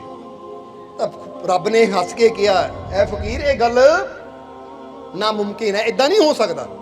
ਫਕੀਰ ਕਹਿੰਦੇ, ਰੱਬਾ ਆਪੇ ਤਾਂ ਤੂੰ ਕਿਹਾ ਮੰਗ ਲੈ ਜੋ ਮੰਗਣਾ ਹੈ, ਔਰ ਮੈਂ ਚਾਹੁੰਦਾ ਜਿੱਦਾਂ ਮੈਂ ਤੈਨੂੰ ਦੇਖਿਆ ਇਦਾਂ ਸਾਰੇ ਲੋਕ ਤੈਨੂੰ ਦੇਖਣ। ਆ ਜਿੰਨੇ ਵੀ ਇਸ ਨਗਰ ਦੇ ਲੋਕ ਹੈ ਸਾਰੇ ਤੇਰਾ ਦਰਸ਼ਨ ਕਰਨ, ਤੈਨੂੰ ਦੇਖਣ। ਇਹੀ ਤਾਂ ਮੈਂ ਚਾਹੁੰਦਾ ਹਾਂ, ਕਿਉਂਕਿ ਫਕੀਰਾਂ ਦੀ ਇਹੀ ਤਾਂ ਕੋਸ਼ਿਸ਼ ਹੁੰਦੀ ਹੈ ਕਿ ਜਿਹੜਾ ਆਨੰਦ ਅਸੀਂ ਲਿਆ ਉਸ ਆਨੰਦ ਤੱਕ ਸਭ ਨੂੰ ਪਹੁੰਚਾਇਆ ਜਾਵੇ। ਇਸ ਲਈ ਮੇਰੀ ਇੱਛਾ ਹੈ ਪ੍ਰਮਾਤਮਾ ਕਿ ਸਭ ਨੂੰ ਦਰਸ਼ਨ ਦੇ। ਤਾਂ ਉਸ ਲਈ ਰੱਬ ਨੇ ਕਿਹਾ, ਐ ਫਕੀਰ ਉਹ ਚੀਜ਼ ਮੰਗ ਰਿਹਾ ਜੋ ਅਸੰਭਵ ਹੈ। ਫਕੀਰ ਨੇ ਕਿਹਾ, ਰੱਬਾ ਤੂੰ ਬਚਨ ਕੀਤਾ ਹੈ ਕਿ ਮੰਗ ਲੈ ਜੋ ਮੰਗਣਾ, ਹੁਣ ਮੈਂ ਮੰਗਿਆ ਪੂਰਾ ਕਰ। ਰੱਬ ਨੇ ਕਿਹਾ ਠੀਕ ਹੈ, ਫਿਰ ਜੇ ਤੇਰੀ ਇਹੀ ਇੱਛਾ ਕਿ ਸਾਰੀ ਦੁਨੀਆ ਯਾਨੀ ਸਾਰੇ ਲੋਕ ਮੈਨੂੰ ਦੇਖਣ ਇਹ ਨਗਰ ਦੇ, ਫਿਰ ਏਦਾਂ ਕਰ, ਕੱਲ ਸ਼ਾਮ ਨੂੰ ਸੂਰਜ ਡੁੱਬਣ ਤੱਕ ਸਾਰਿਆਂ ਨੂੰ ਇੱਥੇ ਲਿਆ। ਕੱਲ ਸ਼ਾਮ ਨੂੰ ਸੂਰਜ ਡੁੱਬਣ ਤੋਂ ਪਹਿਲਾਂ ਪਹਿਲਾਂ ਸਾਰਿਆਂ ਨੂੰ ਇੱਥੇ ਲਿਆ। ਜਿਹੜਾ ਇੱਥੇ ਪਹੁੰਚ ਗਿਆ ਉਹਨੂੰ ਮੇਰੇ ਦਰਸ਼ਨ ਹੋ ਜਾਣਗੇ। ਹੁਣ ਫਕੀਰ ਨੇ ਜਦੋਂ ਸੁਣਿਆ, ਫਕੀਰ ਬੜੇ ਖੁਸ਼ ਕਿ ਲੈ ਬਈ ਸਾਰੀ ਦੁਨੀਆ ਰੱਬ ਨੂੰ ਪਾਣਾ ਚਾਹੁੰਦੀ ਹੈ, ਤੁਸੀਂ ਪਾਣਾ ਚਾਹੁੰਦੇ ਹੋ ਕਿ ਨਹੀਂ? ਜਰਾ ਹੁਣ ਦੇਖ ਲੈਣਾ, ਸਾਰੀ ਦੁਨੀਆ ਰੱਬ ਨੂੰ ਪਾਣਾ ਚਾਹੁੰਦੀ ਹੈ, ਉਹਦੀਆਂ ਰਹਿਮਤਾਂ ਨੂੰ ਪਾਣਾ ਚਾਹੁੰਦੀ ਹੈ। ਔਰ ਜੇ ਇੰਨੀ ਆਸਾਨੀ ਨਾਲ ਰੱਬ ਮਿਲ ਜਾਵੇ ਤਾਂ ਫਿਰ ਕਿਹਨਾਂ ਮਨਾ ਕਰਨਾ ਹੈ? ਫਕੀਰ ਕਹਿੰਦੇ ਦੌੜੇ ਉਸੇ ਵੇਲੇ ਨਗਰ ਨੂੰ। ਔਰ ਨਗਰ 'ਚ ਜਾ ਕੇ ਫਕੀਰਾਂ ਨੇ ਸੋਚਿਆ ਕਿ ਨਗਰ ਤਾਂ ਬਹੁਤ ਬੜਾ ਹੈ, ਮੈਂ ਕੱਲੇ ਕੱਲੇ ਘਰ ਨੂੰ ਜਾਊਂਗਾ ਤਾਂ ਇੱਕ ਕੱਲੇ ਕੱਲੇ ਘਰ ਨੂੰ ਕਹਿੰਦੇ ਕੱਲ ਸ਼ਾਮ ਹੋ ਜਾਣੀ ਹੈ। ਫਿਰ ਕਿਉਂ ਨਾ ਮੈਂ ਸਿੱਧਾ ਬਾਦਸ਼ਾਹ ਕੋ ਜਾਵਾਂ, ਇਹ ਨਗਰ ਦੇ ਰਾਜੇ ਕੋ ਜਾਵਾਂ, ਤਾਂ ਰਾਜੇ ਨੂੰ ਕਹਾਂ ਮਹਾਰਾਜ ਤੁਸੀਂ ਰੱਬ ਨੂੰ ਦੇਖਣਾ ਹੈ, ਰੱਬ ਦਾ ਦਰਸ਼ਨ ਕਰਨਾ, ਤਾਂ ਮੇਰੇ ਨਾਲ ਚਲੋ। ਨਾਲੇ ਆਪਣੇ ਪੂਰੇ ਨਗਰ 'ਚ ਢਿੰਡੋਰਾ ਪਿਟਵਾ ਦਿਓ, ਯਾਨੀ ਮੁਨਾਦੀ ਕਰਾ ਦਿਓ ਕਿ ਜਿਹਨਾਂ ਵੀ ਰੱਬ ਨੂੰ ਦੇਖਣਾ ਉਹ ਮੇਰੇ ਨਾਲ ਉੱਥੇ ਚਲੇ, ਫਲਾਨੀ ਪਹਾੜੀ ਤੇ। ਸੂਰਜ ਡੁੱਬਣ ਤੋਂ ਪਹਿਲਾਂ ਜਿਹੜਾ ਉੱਥੇ ਪਹੁੰਚ ਗਿਆ ਉਹਨੂੰ ਰੱਬ ਦਾ ਦਰਸ਼ਨ ਹੋ ਜਾਣਾ ਹੈ। ਉਹ ਰਾਜਾ ਕਹਿੰਦਾ ਫਕੀਰ ਸੱਚੀ ਰੱਬ ਦਾ ਦਰਸ਼ਨ ਹੋ ਜਾਣਾ, ਕਿਤੇ ਮਜ਼ਾਕ ਤਾਂ ਨਹੀਂ ਕਰਦਾ? ਪਹਿਲਾਂ ਰਾਜੇ ਨੂੰ ਯਕੀਨ ਨਾ ਆਵੇ ਇੱਦਾਂ ਰੱਬ ਦਾ ਦਰਸ਼ਨ ਹੋ ਜਾਏਗਾ। ਫਕੀਰ ਕਹਿੰਦੇ ਮੇਰੇ ਨਾਲ ਬਚਨ ਕੀਤਾ ਮੇਰੇ ਰੱਬ ਨੇ ਕਿ ਸੂਰਜ ਡੁੱਬਣ ਤੱਕ ਜਿਹੜਾ ਇੱਥੇ ਪਹੁੰਚ ਗਿਆ ਉਹਨੂੰ ਰੱਬ ਦਾ ਦਰਸ਼ਨ ਜ਼ਰੂਰ ਹੋਏਗਾ। ਸੋ ਮਹਾਰਾਜ ਹੁਣ ਟਾਈਮ ਨਾ ਖਰਾਬ ਕਰੋ, ਪੂਰੇ ਨਗਰ ਨੂੰ ਕਹਿ ਦਿਓ, ਕਿਉਂਕਿ ਸਵੇਰ ਹੋਣ ਵਾਲੀ ਹੈ, ਤਾਂ ਦੇਖਦਿਆਂ ਦੇਖਦੇ ਇੰਨੇ ਲੋਕਾਂ ਨੂੰ ਨਾਲ ਲੈ ਕੇ ਜਾਣਾ, ਸ਼ਾਮ ਤਾਂ ਉੱਦਾਂ ਹੀ ਹੋ ਜਾਣੀ ਹੈ। ਇਸ ਕਰਕੇ ਮਹਾਰਾਜ ਜਲਦੀ ਕਰੋ। ਕਹਿੰਦੇ ਹੈ ਬਾਦਸ਼ਾਹ ਨੇ ਸੈਨਿਕ ਦੌੜਾਏ, ਪੂਰੇ ਨਗਰ 'ਚ ਢਿੰਡੋਰਾ ਪਟਵਾਤਾ। ਦੇਖਦਿਆਂ ਦੇਖਦਿਆਂ ਮੈਦਾਨ ਵਿੱਚ ਸਾਰੇ ਇਕੱਠੇ ਹੋ ਗਏ। ਹੁਣ ਫਕੀਰ ਅੱਗੇ ਹੋ ਗਏ, ਬਾਦਸ਼ਾਹ ਮਗਰ, ਨਾਲ ਉਹਦੀ ਰਾਣੀ, ਔਰ ਮਗਰ ਹੋਰ ਸੈਨਾਪਤੀ ਸੈਨਿਕ ਸਾਰੇ ਹੀ ਫਕੀਰਾਂ ਦੇ ਨਾਲ ਨਾਲ ਤੁਰ ਪਏ ਜੰਗਲ ਦੀ ਤਰਫ, ਕਿਉਂਕਿ ਜੰਗਲ ਦੇ ਅੰਦਰ ਉਹ ਉੱਚਾ ਪਹਾੜ ਹੈ ਜਿੱਥੇ ਰੱਬ ਦਾ ਦਰਸ਼ਨ ਹੋਣਾ ਹੈ। ਹੁਣ ਇੱਧਰ ਫਕੀਰ ਲੈ ਕੇ ਸਾਰਿਆਂ ਨੂੰ ਤੁਰਿਆ, ਔਰ ਮਨ 'ਚ ਬੜਾ ਖੁਸ਼ ਕਿਹਾ ਜੇ ਇੰਨੇ ਲੋਕਾਂ ਨੂੰ ਰੱਬ ਦਾ ਦਰਸ਼ਨ ਹੋ ਜਾਏਗਾ ਤਾਂ ਇੰਨੇ ਲੋਕ ਆਪਣਾ ਜਨਮ ਆਪਣੀ ਜ਼ਿੰਦਗੀ ਸਫਲ ਕਰ ਲੈਣਗੇ। ਖੁਸ਼ੀ ਨਾਲ ਫਕੀਰ ਜਾ ਰਹੇ, ਭੰਗੜੇ ਪਾਉਂਦੇ, ਮਗਰ ਲੋਕ ਤੁਰੇ ਹੈ। ਪਰ ਕਿਹਾ ਜਾਂਦਾ ਹੈ ਕਿ ਜਿੱਦਾਂ ਹੀ ਜੰਗਲ ਦੇ ਵਿੱਚ ਦਾਖਲ ਹੋਏ ਤਾਂ ਕੀ ਹੋਇਆ? ਜਿੱਦਾਂ ਹੀ ਦਾਖਲ ਹੋਏ ਤਾਂ ਕੀ ਦੇਖਿਆ? ਇੱਕ ਪਾਸੇ ਨਾ ਤਾਂਬੇ ਦਾ ਬੜਾ ਢੇਰ ਲੱਗਾ, ਤਾਂਬੇ ਦੇ ਸਿੱਕਿਆਂ ਦਾ, ਤਾਂਬੇ ਦੇ ਸਿੱਕਿਆਂ ਦਾ ਬੜਾ ਢੇਰ ਲੱਗਾ ਹੋਇਆ ਹੈ। ਲੋਕਾਂ ਨੇ ਦੇਖਿਆ, ਉਹ ਕਹਿੰਦੇ ਤਾਂਬੇ ਦੇ ਸਿੱਕੇ ਇੰਨਾ ਢੇਰ, ਉਹ ਚਲੋ ਇਕੱਠੇ ਕਰੀਏ। ਉਹ ਫਕੀਰਾਂ ਨੇ ਦੇਖਿਆ, ਉਹ ਕਹਿੰਦੇ ਛੱਡੋ ਇਹ ਤਾਂਬੇ ਦੇ ਸਿੱਕਿਆਂ ਵੱਲ ਨਾ ਜਾਓ, ਢੇਰਾਂ ਵੱਲ ਨਾ ਜਾਓ, ਉਹ ਟਾਈਮ ਸਮਾਂ ਥੋੜਾ ਹੈ, ਰੱਬ ਦਾ ਦਰਸ਼ਨ ਕਰਨਾ, ਚਲੋ ਰੱਬ ਦੇ ਕੋਲ ਚਲੀਏ। ਪਰ ਲੋਕ ਕਹਿੰਦੇ ਰੱਬ ਫੇਰ ਦੇਖ ਲਵਾਂਗੇ, ਆਹ ਚੀਜ਼ ਨਹੀਂ ਮਿਲਣੀ ਮੁੜ ਕੇ, ਵਾਪਸ ਆਂਦੇ ਆਂਦੇ ਨੂੰ ਕੋਈ ਹੋਰ ਹੀ ਚੱਕ ਕੇ ਲੈ ਜਾਵੇ। ਕਹਿੰਦੇ ਅੱਧੇ ਕਿਤਾ ਦੌੜ ਗਏ ਉਧਰ ਨੂੰ। ਤਾਂ ਫਕੀਰਾਂ ਦੀ ਗੱਲ ਮੰਨ ਕੇ ਜਿੰਨੇ ਅੱਗੇ ਤੁਰੇ ਨਾ, ਥੋੜਾ ਹੋਰ ਅੱਗੇ ਗਏ ਤਾਂ ਅੱਗੇ ਕੀ ਹੋਇਆ? ਚਾਂਦੀ ਦਾ ਢੇਰ ਲੱਗਾ ਹੋਇਆ ਹੈ। ਹੁਣ ਕਿਉਂਕਿ ਰੱਬ ਦਾ ਦਰਸ਼ਨ ਕਰਨ ਜਾਣਾ, ਰੱਬ ਵੀ ਕਹਿੰਦਾ ਸੀ ਫਕੀਰ ਅਸੰਭਵ ਗੱਲ ਮੰਗਦੇ ਆ, ਪਰ ਠੀਕ ਹੈ ਜੇ ਤੈਨੂੰ ਲੱਗਦਾ ਤਾਂ ਲਿਆ ਸਾਰਿਆਂ ਨੂੰ। ਫਿਰ ਹੁਣ ਜਿਸਲੇ ਚਾਂਦੀ ਦਾ ਢੇਰ ਦੇਖਿਆ ਤਾਂ ਉਸ ਵੇਲੇ ਕਈ ਲੋਕ ਚਾਂਦੀ ਇਕੱਠੀ ਕਰਨ ਲੱਗੇ। ਫਕੀਰਾਂ ਨੇ ਕਿਹਾ ਇਹ ਪਾਗਲ ਹੈ, ਉਹ ਇੱਧਰ ਰੱਬ ਮਿਲ ਰਿਹਾ, ਚਾਂਦੀ ਮਗਰ ਦੌੜੇ ਹੈ। ਫਿਰ ਫਕੀਰਾਂ ਨੇ ਆਵਾਜ਼ਾਂ ਮਾਰੀਆਂ, ਆ ਜਾਓ, ਉਹ ਦੁਪਹਿਰ ਹੋ ਚਲੀਏ, ਸਮਾਂ ਥੋੜਾ ਹੈ, ਸੂਰਜ ਡੁੱਬਣ ਤੋਂ ਪਹਿਲਾਂ ਪਹੁੰਚਣਾ ਹੈ। ਉਹ ਲੋਕ ਕਹਿੰਦੇ ਕੋਈ ਗੱਲ ਨਹੀਂ ਮਹਾਰਾਜ, ਚਾਂਦੀ ਇਕੱਠੀ ਕਰ ਲੈਂਦੇ ਹੋ, ਰੱਬ ਦਾ ਫਿਰ ਦੇਖ ਲਵਾਂਗੇ। ਉਹ ਵੀ ਕਹਿ ਕੇ ਉਧਰ ਨੂੰ ਚਲੇ ਗਏ। ਹੁਣ ਬਾਦਸ਼ਾਹ ਹੈ, ਉਹਦੀ ਰਾਣੀ ਹੈ, ਚੰਦ ਕੁਝ ਹੋਰ ਨਗਰ ਦੇ ਸਮਝਦਾਰ ਲੋਕ ਹੈ, ਪਰ ਥੋੜਾ ਹੋਰ ਅੱਗੇ ਗਏ, ਕਹਿੰਦੇ ਅੱਗੇ ਸੋਨੇ ਦਾ ਢੇਰ। ਹੁਣ ਜਦੋਂ ਸੋਨਾ ਦੇਖਿਆ ਤਾਂ ਰਾਜੇ ਦਾ ਮਨ ਵੀ ਹੋਇਆ ਸੋਨਾ, ਪਰ ਫਕੀਰ ਨੇ ਕਿਹਾ ਬਾਦਸ਼ਾਹ ਨਹੀਂ, ਉਹ ਰੱਬ ਬੜੀ ਚੀਜ਼ ਹੈ, ਸੋਨੇ ਮਗਰ ਨਾ ਦੌੜ। ਪਰ ਹੁਣ ਜਿੱਦਾਂ ਦੱਸਿਆ ਕਿ ਤਾਂਬੇ ਨੂੰ ਦੇਖ ਕੇ ਲੋਕ ਲਾਲਚ ਵਿੱਚ ਆ ਗਏ, ਫਿਰ ਚਾਂਦੀ ਨੂੰ ਦੇਖ ਕੇ ਹੁਣ ਤਾਂ ਸੀਗਾ ਹੀ ਸਾਹਮਣੇ ਸੋਨਾ। ਹੁਣ ਕਿਹਾ ਜਾਂਦਾ ਹੈ ਕਿ ਜਿੰਨੇ ਕੁ ਸੈਨਿਕ ਸੀ ਨਾ ਉਹ ਵੀ ਸੋਨਾ ਇਕੱਠਾ ਕਰ ਲੱਪੇ। ਹੁਣ ਅੱਗੇ ਤੁਰੇ ਤਾਂ ਸਿਰਫ ਰਾਜਾ ਸੀ, ਬਾਦਸ਼ਾਹ ਸੀ, ਤਾਂ ਉਹਦੀਆਂ ਰਾਣੀਆਂ ਸੀ, ਕਿਉਂਕਿ ਉਹਨਾਂ ਕੋਲ ਤਾਂ ਸੋਨਾ ਮਹਿਲਾਂ 'ਚ ਬਹੁਤ ਹੈ। ਤਾਂ ਫਕੀਰ ਹੈਰਾਨ ਰਹਿ ਗਏ, ਕਹਿੰਦੇ ਪੂਰੇ ਨਗਰ ਨੂੰ ਦਰਸ਼ਨ ਕਰਾਣੇ ਸੀ, ਪਰ ਆ ਕੀ, ਇਹ ਤਾਂ ਰਾਜਾ ਔਰ ਇਹ ਰਾਣੀਆਂ ਹੀ ਬਚੀਆਂ, ਪਰਿਵਾਰ ਹੀ ਬਚੀਆਂ, ਬਾਕੀ ਤਾਂ ਪਿੱਛੇ ਹੀ ਰਹਿ ਗਏ। ਪਰ ਚਲੋ ਇਹਨਾਂ ਨੂੰ ਤਾਂ ਹੁਣ ਦਰਸ਼ਨ, ਇਹਨਾਂ ਨੂੰ ਤਾਂ ਲੈ ਕੇ ਜਾਵਾਂ ਪਹਾੜੀ ਤੱਕ। ਪਰ ਹਾਲੇ ਜਿੱਦੇ ਪਹਾੜੀ ਚੜ੍ਹਨੀ ਸ਼ੁਰੂ ਕਰਨੀ ਸੀ ਕਿ ਰਾਜੇ ਦੀ ਨਜ਼ਰ ਕਿੱਧਰ ਗਈ? ਹੀਰੇ ਦਾ ਢੇਰ ਲੱਗਾ ਹੋਇਆ ਹੈ। ਉਹ ਰਾਜਾ ਕਹਿੰਦਾ ਛੱਡੋ, ਹੁਣ ਹੀਰੇ ਜ਼ਰੂਰੀ ਹੈ। ਕਹਿੰਦੇ ਰਾਜਾ ਵੀ ਆਪਣੇ ਕੱਪੜਿਆਂ 'ਚ ਹੀਰੇ ਇਕੱਠੇ ਕਰਨ ਲੱਗ ਗਿਆ। ਰਾਣੀਆਂ ਵੀ ਆਪਣੇ ਨਾ ਕੱਪੜਿਆਂ 'ਚ ਜਿੱਦਾਂ ਪੱਲੂ ਬਣਾ ਕੇ ਸਾੜੀਆਂ 'ਚ ਹੀਰੇ ਭਰਨੇ ਸ਼ੁਰੂ ਕਰਤੇ। ਤਾਂ ਫਕੀਰ ਕਹਿਣ ਲੱਗਾ ਉਹ ਸੂਰਜ ਡੁੱਬਣ ਵਾਲਾ ਹੈ, ਉਹ ਇੱਥੇ ਹੈ, ਮੈਂ ਤਾਂ ਦੌੜ ਕੇ ਪਹੁੰਚਾ। ਕਹਿੰਦੇ ਫਕੀਰ ਦੌੜ ਕੇ ਪਹੁੰਚੇ ਜਦੋਂ ਪਹਾੜੀ ਦੇ ਸਿਖਰ ਤੇ, ਤਾਂ ਰੱਬ ਦਾ ਪ੍ਰਕਾਸ਼ ਹੈ। ਰੱਬ ਕਹਿੰਦੇ ਕਿੱਦਾਂ ਫਕੀਰ ਲਿਆਇਆ ਸਾਰਿਆਂ ਨੂੰ, ਕਿੱਥੇ ਹੈ? ਫਕੀਰ ਕਹਿੰਦਾ ਮਹਾਰਾਜ ਮੈਂ ਇਕੱਲਾ ਹੀ ਨੇ। ਕਹਿੰਦੇ ਤੈਨੂੰ ਤਾਂ ਪਹਿਲਾਂ ਹੀ ਗਿਆ ਸੀ। ਇਹ ਰੱਬ ਤੱਕ ਪਹੁੰਚਣਾ ਬੜਾ ਔਖਾ ਹੈ, ਕਿਉਂਕਿ ਦੁਨੀਆ 'ਚ ਬੰਦੇ ਨੂੰ ਮੈਂ ਜ਼ਿੰਦਗੀ ਤਾਂ ਦਿੰਦਾ ਇਸੇ ਲਈ ਦਿੰਦਾ ਹਾਂ। ਕਹਿੰਦੇ ਨਾ ਗੁਰਬਾਣੀ ਕਹਿੰਦੀ ਹੈ ਭਈ ਪ੍ਰਾਪਤ ਮਨੁੱਖ ਦੇਹਰੀਆ ਗੋਬਿੰਦ ਮਿਲਨ ਕੀ ਇਹ ਤੇਰੀ ਵਰੀਆ। ਇਹ ਵੇਲਾ ਹੁੰਦਾ ਹੈ ਰੱਬ ਨੂੰ ਪਾਣ ਦਾ, ਪਰ ਬੰਦਾ ਕਿੱਥੇ ਹੈ? ਕੋਈ ਕਪੜਾ ਇਕੱਠਾ ਕਰਨ 'ਚ, ਕੋਈ ਭੋਜਨ ਇਕੱਠਾ ਕਰਨ 'ਚ, ਕੋਈ ਪਦਾਰਥ ਇਕੱਠੇ ਕਰਨ 'ਚ ਹੀ ਬੰਦਾ ਲੱਗਾ ਰਹਿੰਦਾ। ਔਰ ਇਹ ਜਿਹੜਾ ਮੌਕਾ ਹੁੰਦਾ ਹੈ, ਇਹ ਮੌਕਾ ਬੰਦਾ ਹੱਥੋਂ ਗਵਾਉਂਦਾ। ਔਰ ਦੇਖਦਿਆਂ ਦੇਖਦਿਆਂ ਜੀਵਨ ਦਾ ਸੂਰਜ ਜਿਹੜਾ ਹੈ, ਕਿਉਂਕਿ ਉੱਥੇ ਵੀ ਸੂਰਜ ਢਲ ਰਿਹਾ ਸੀ ਨਾ, ਕਿ ਸੂਰਜ ਢਲਣ ਤੋਂ ਪਹਿਲਾਂ ਪਹਿਲਾਂ ਜਿਹੜਾ ਪਹੁੰਚ ਗਿਆ ਉਹਨੂੰ ਮੈਂ ਮਿਲ ਜਾਊਂਗਾ। ਇਸੇ ਤਰ੍ਹਾਂ ਜ਼ਿੰਦਗੀ ਦਾ ਸੂਰਜ ਵੀ ਪਲ ਪਲ ਕਰਕੇ ਢਲਦਾ ਜਾ ਰਿਹਾ ਕਿ ਨਹੀਂ?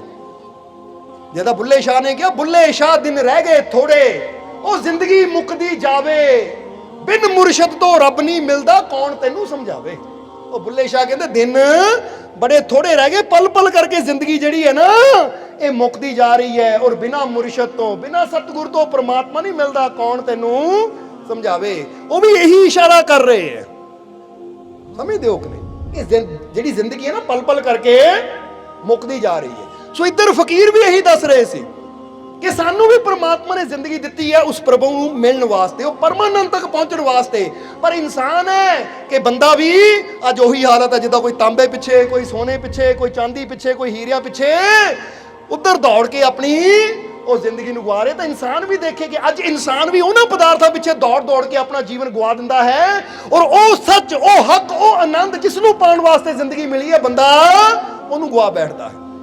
ਇਸ ਲਈ ਤਾਂ ਗੁਰੂ ਰਹਿਬਰ ਕਹਿੰਦੇ ਹੈ ਇਹ ਤੇਰੀ ਜ਼ਿੰਦਗੀ ਦੀ ਅਸਫਲਤਾ ਹੈ, ਕਿਉਂਕਿ ਤੂੰ ਉਹ ਪਦਾਰਥਾਂ ਨੂੰ ਇਕੱਠੇ ਕਰਨ ਵਿੱਚ ਇਹ ਜੀਵਨ ਲਾ ਰਿਹਾ ਹਾਂ, ਜਦੋਂ ਕਿ ਮੌਤ ਆਣੀ ਸਭ ਕੁਝ ਇੱਥੇ ਛੱਡ ਜਾਣਾ ਹੈ। ਠੀਕ ਹੈ, ਇਹ ਜ਼ਰੂਰਤ ਹੈ ਸਾਡੀ, ਇਹਨੂੰ ਜ਼ਰੂਰਤ ਦੀ ਜਗ੍ਹਾ ਰੱਖੋ। ਜਿੱਦਾਂ ਬੰਦਾ ਕਹਿੰਦਾ ਨਾ ਗੱਡੀ ਚੱਲਦੀ ਹੈ ਤਾਂ ਗੱਡੀ ਵਿੱਚ ਪੈਟਰੋਲ ਦਾ ਪਾਣਾ ਜ਼ਰੂਰੀ ਹੈ, ਪਰ ਜੇ ਬੰਦਾ ਹਰ ਵੇਲੇ ਪੈਟਰੋਲ ਪੈਟਰੋਲ ਪੈਟਰੋਲ ਹੀ ਕਰੀ ਜਾਵੇ ਤਾਂ ਉਹ ਮੂਰਖਤਾ ਹੈ।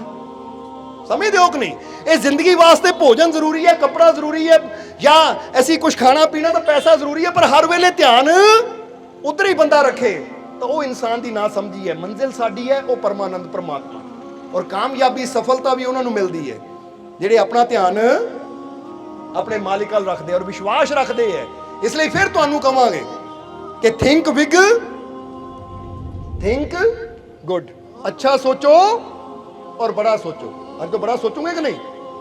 ਕੋਈ ਦੁੱਖ ਹੈ, ਕੋਈ ਪਰੇਸ਼ਾਨੀ ਹੈ, ਕੋਈ ਜੀਵਨ 'ਚ ਕਮੀ ਹੈ, ਤਾਂ ਫਿਰ ਦੱਸਾਂਗੇ ਕਿ ਕਮੀਆਂ ਬਾਰੇ ਨਹੀਂ ਸੋਚਣਾ, ਬਲਕਿ ਮੈਂ ਅੱਛਾ ਕੀ ਕਰ ਸਕਦਾ ਹਾਂ, ਮੈਂ ਬੈਸਟ ਕੀ ਕਰ ਸਕਦਾ, ਮੈਂ ਬਿਹਤਰ ਕੀ ਕਰ ਸਕਦਾ ਹਾਂ, ਉਹ ਬਿਹਤਰ ਅੱਛਾ ਕਰਨ ਦੀ ਕੋਸ਼ਿਸ਼ ਕਰਨੀ ਹੈ। ਸਮਝਦੇ ਹੋ ਕਿ ਨਹੀਂ?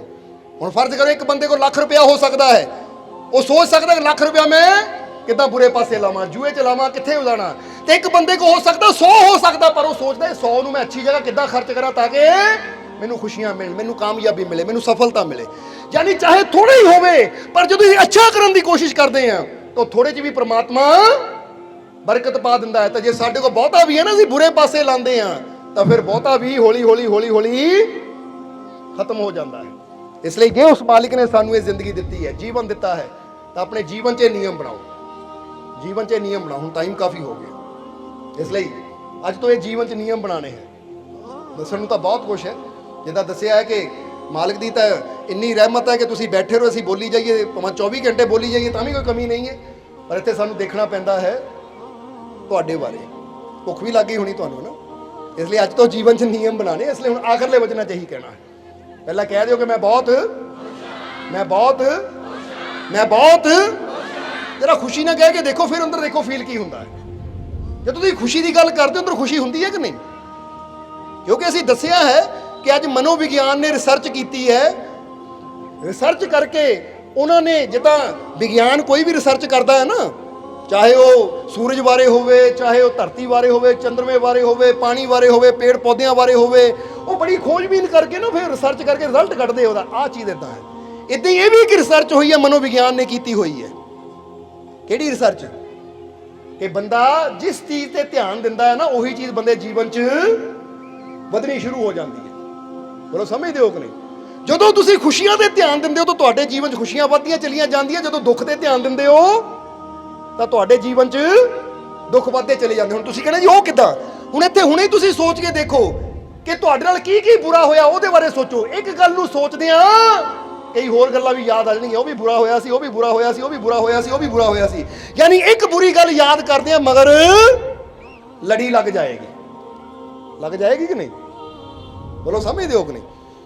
ਜਿੱਦਾਂ ਇਹਨੂੰ ਰਿਸਰਚ ਇਦਾਂ ਵੀ ਕਰ ਸਕਦੇ ਕਿ YouTube ਤੇ ਤੁਸੀਂ ਇੱਕ ਗਾਣਾ ਲੱਭ ਲਓ ਨਾ, ਉਹਦੇ ਨਾਲ ਦੇ ਰਲਦੇ ਮਿਲਦੇ ਹੋਰ ਕਈ ਗਾਣੇ ਮਗਰ ਨਿਕਲ ਜਾਣੇ, ਆਪਣੇ ਆਪ ਹੀ ਆਈ ਜਾਣੇ। ਸਮਝਦੇ ਹੋ? ਇਹ ਸੱਚਾਈ ਹੈ ਕਿ ਜਿਹੜੀ ਚੀਜ਼ ਵੱਲ ਸਾਡਾ ਧਿਆਨ ਜਾਂਦਾ ਨਾ, ਉਹੀ ਚੀਜ਼ ਸਾਡੇ ਜੀਵਨ 'ਚ ਵਧਣੀ ਸ਼ੁਰੂ ਹੋ ਜਾਂਦੀ ਹੈ। ਹੁਣ ਜੇ ਤੁਸੀਂ ਸੋਚੋ ਕਿ ਮੈਂ ਕਦੋਂ ਸਭ ਤੋਂ ਜ਼ਿਆਦਾ ਖੁਸ਼ ਹੋਇਆ ਸੀ ਜਾਂ ਮੇਰੇ ਜੀਵਨ 'ਚ ਕਿੰਨੀਆਂ ਖੁਸ਼ੀਆਂ ਹੈ, ਤਾਂ ਫਿਰ ਜ਼ਰਾ ਸੋਚੋ। ਜਦੋਂ ਖੁਸ਼ੀਆਂ ਬਾਰੇ ਸੋਚੋਗੇ ਤਾਂ ਫਿਰ ਕਿਹੜੀ ਕਿਹੜੀ ਅੰਦਰ ਗੱਲ ਆਏਗੀ। ਇੱਥੇ ਵੀ ਖੁਸ਼ ਸੀ, ਇੱਥੇ ਵੀ ਖੁਸ਼ ਸੀ। ਤੁਸੀਂ ਜਿੰਨੀਆਂ ਵੀ ਖੁਸ਼ੀਆਂ ਨਾ, ਸਾਰੀਆਂ ਚੀਜ਼ਾਂ ਬਾਰੇ ਸੋਚਣਾ ਤੁਸੀਂ ਸ਼ੁਰੂ ਕਰ ਦੇਣਾ, ਕਿਉਂਕਿ ਇਹ ਮਨ ਹੈ। ਜਿੱਦਾਂ ਕਬੀਰ ਸਾਹਿਬ ਨੇ ਕਿਹਾ, ਕਬੀਰ ਮਨੁਆ ਏਕ ਹੈ, ਚਾਹੇ ਜਹਾਂ ਲਗਾਏ, ਚਾਹੇ ਹਰੀ ਕਾ ਭਜਨ ਕਰ, ਚਾਹੇ ਵਿਸ਼ੇ ਕਮਾਏ।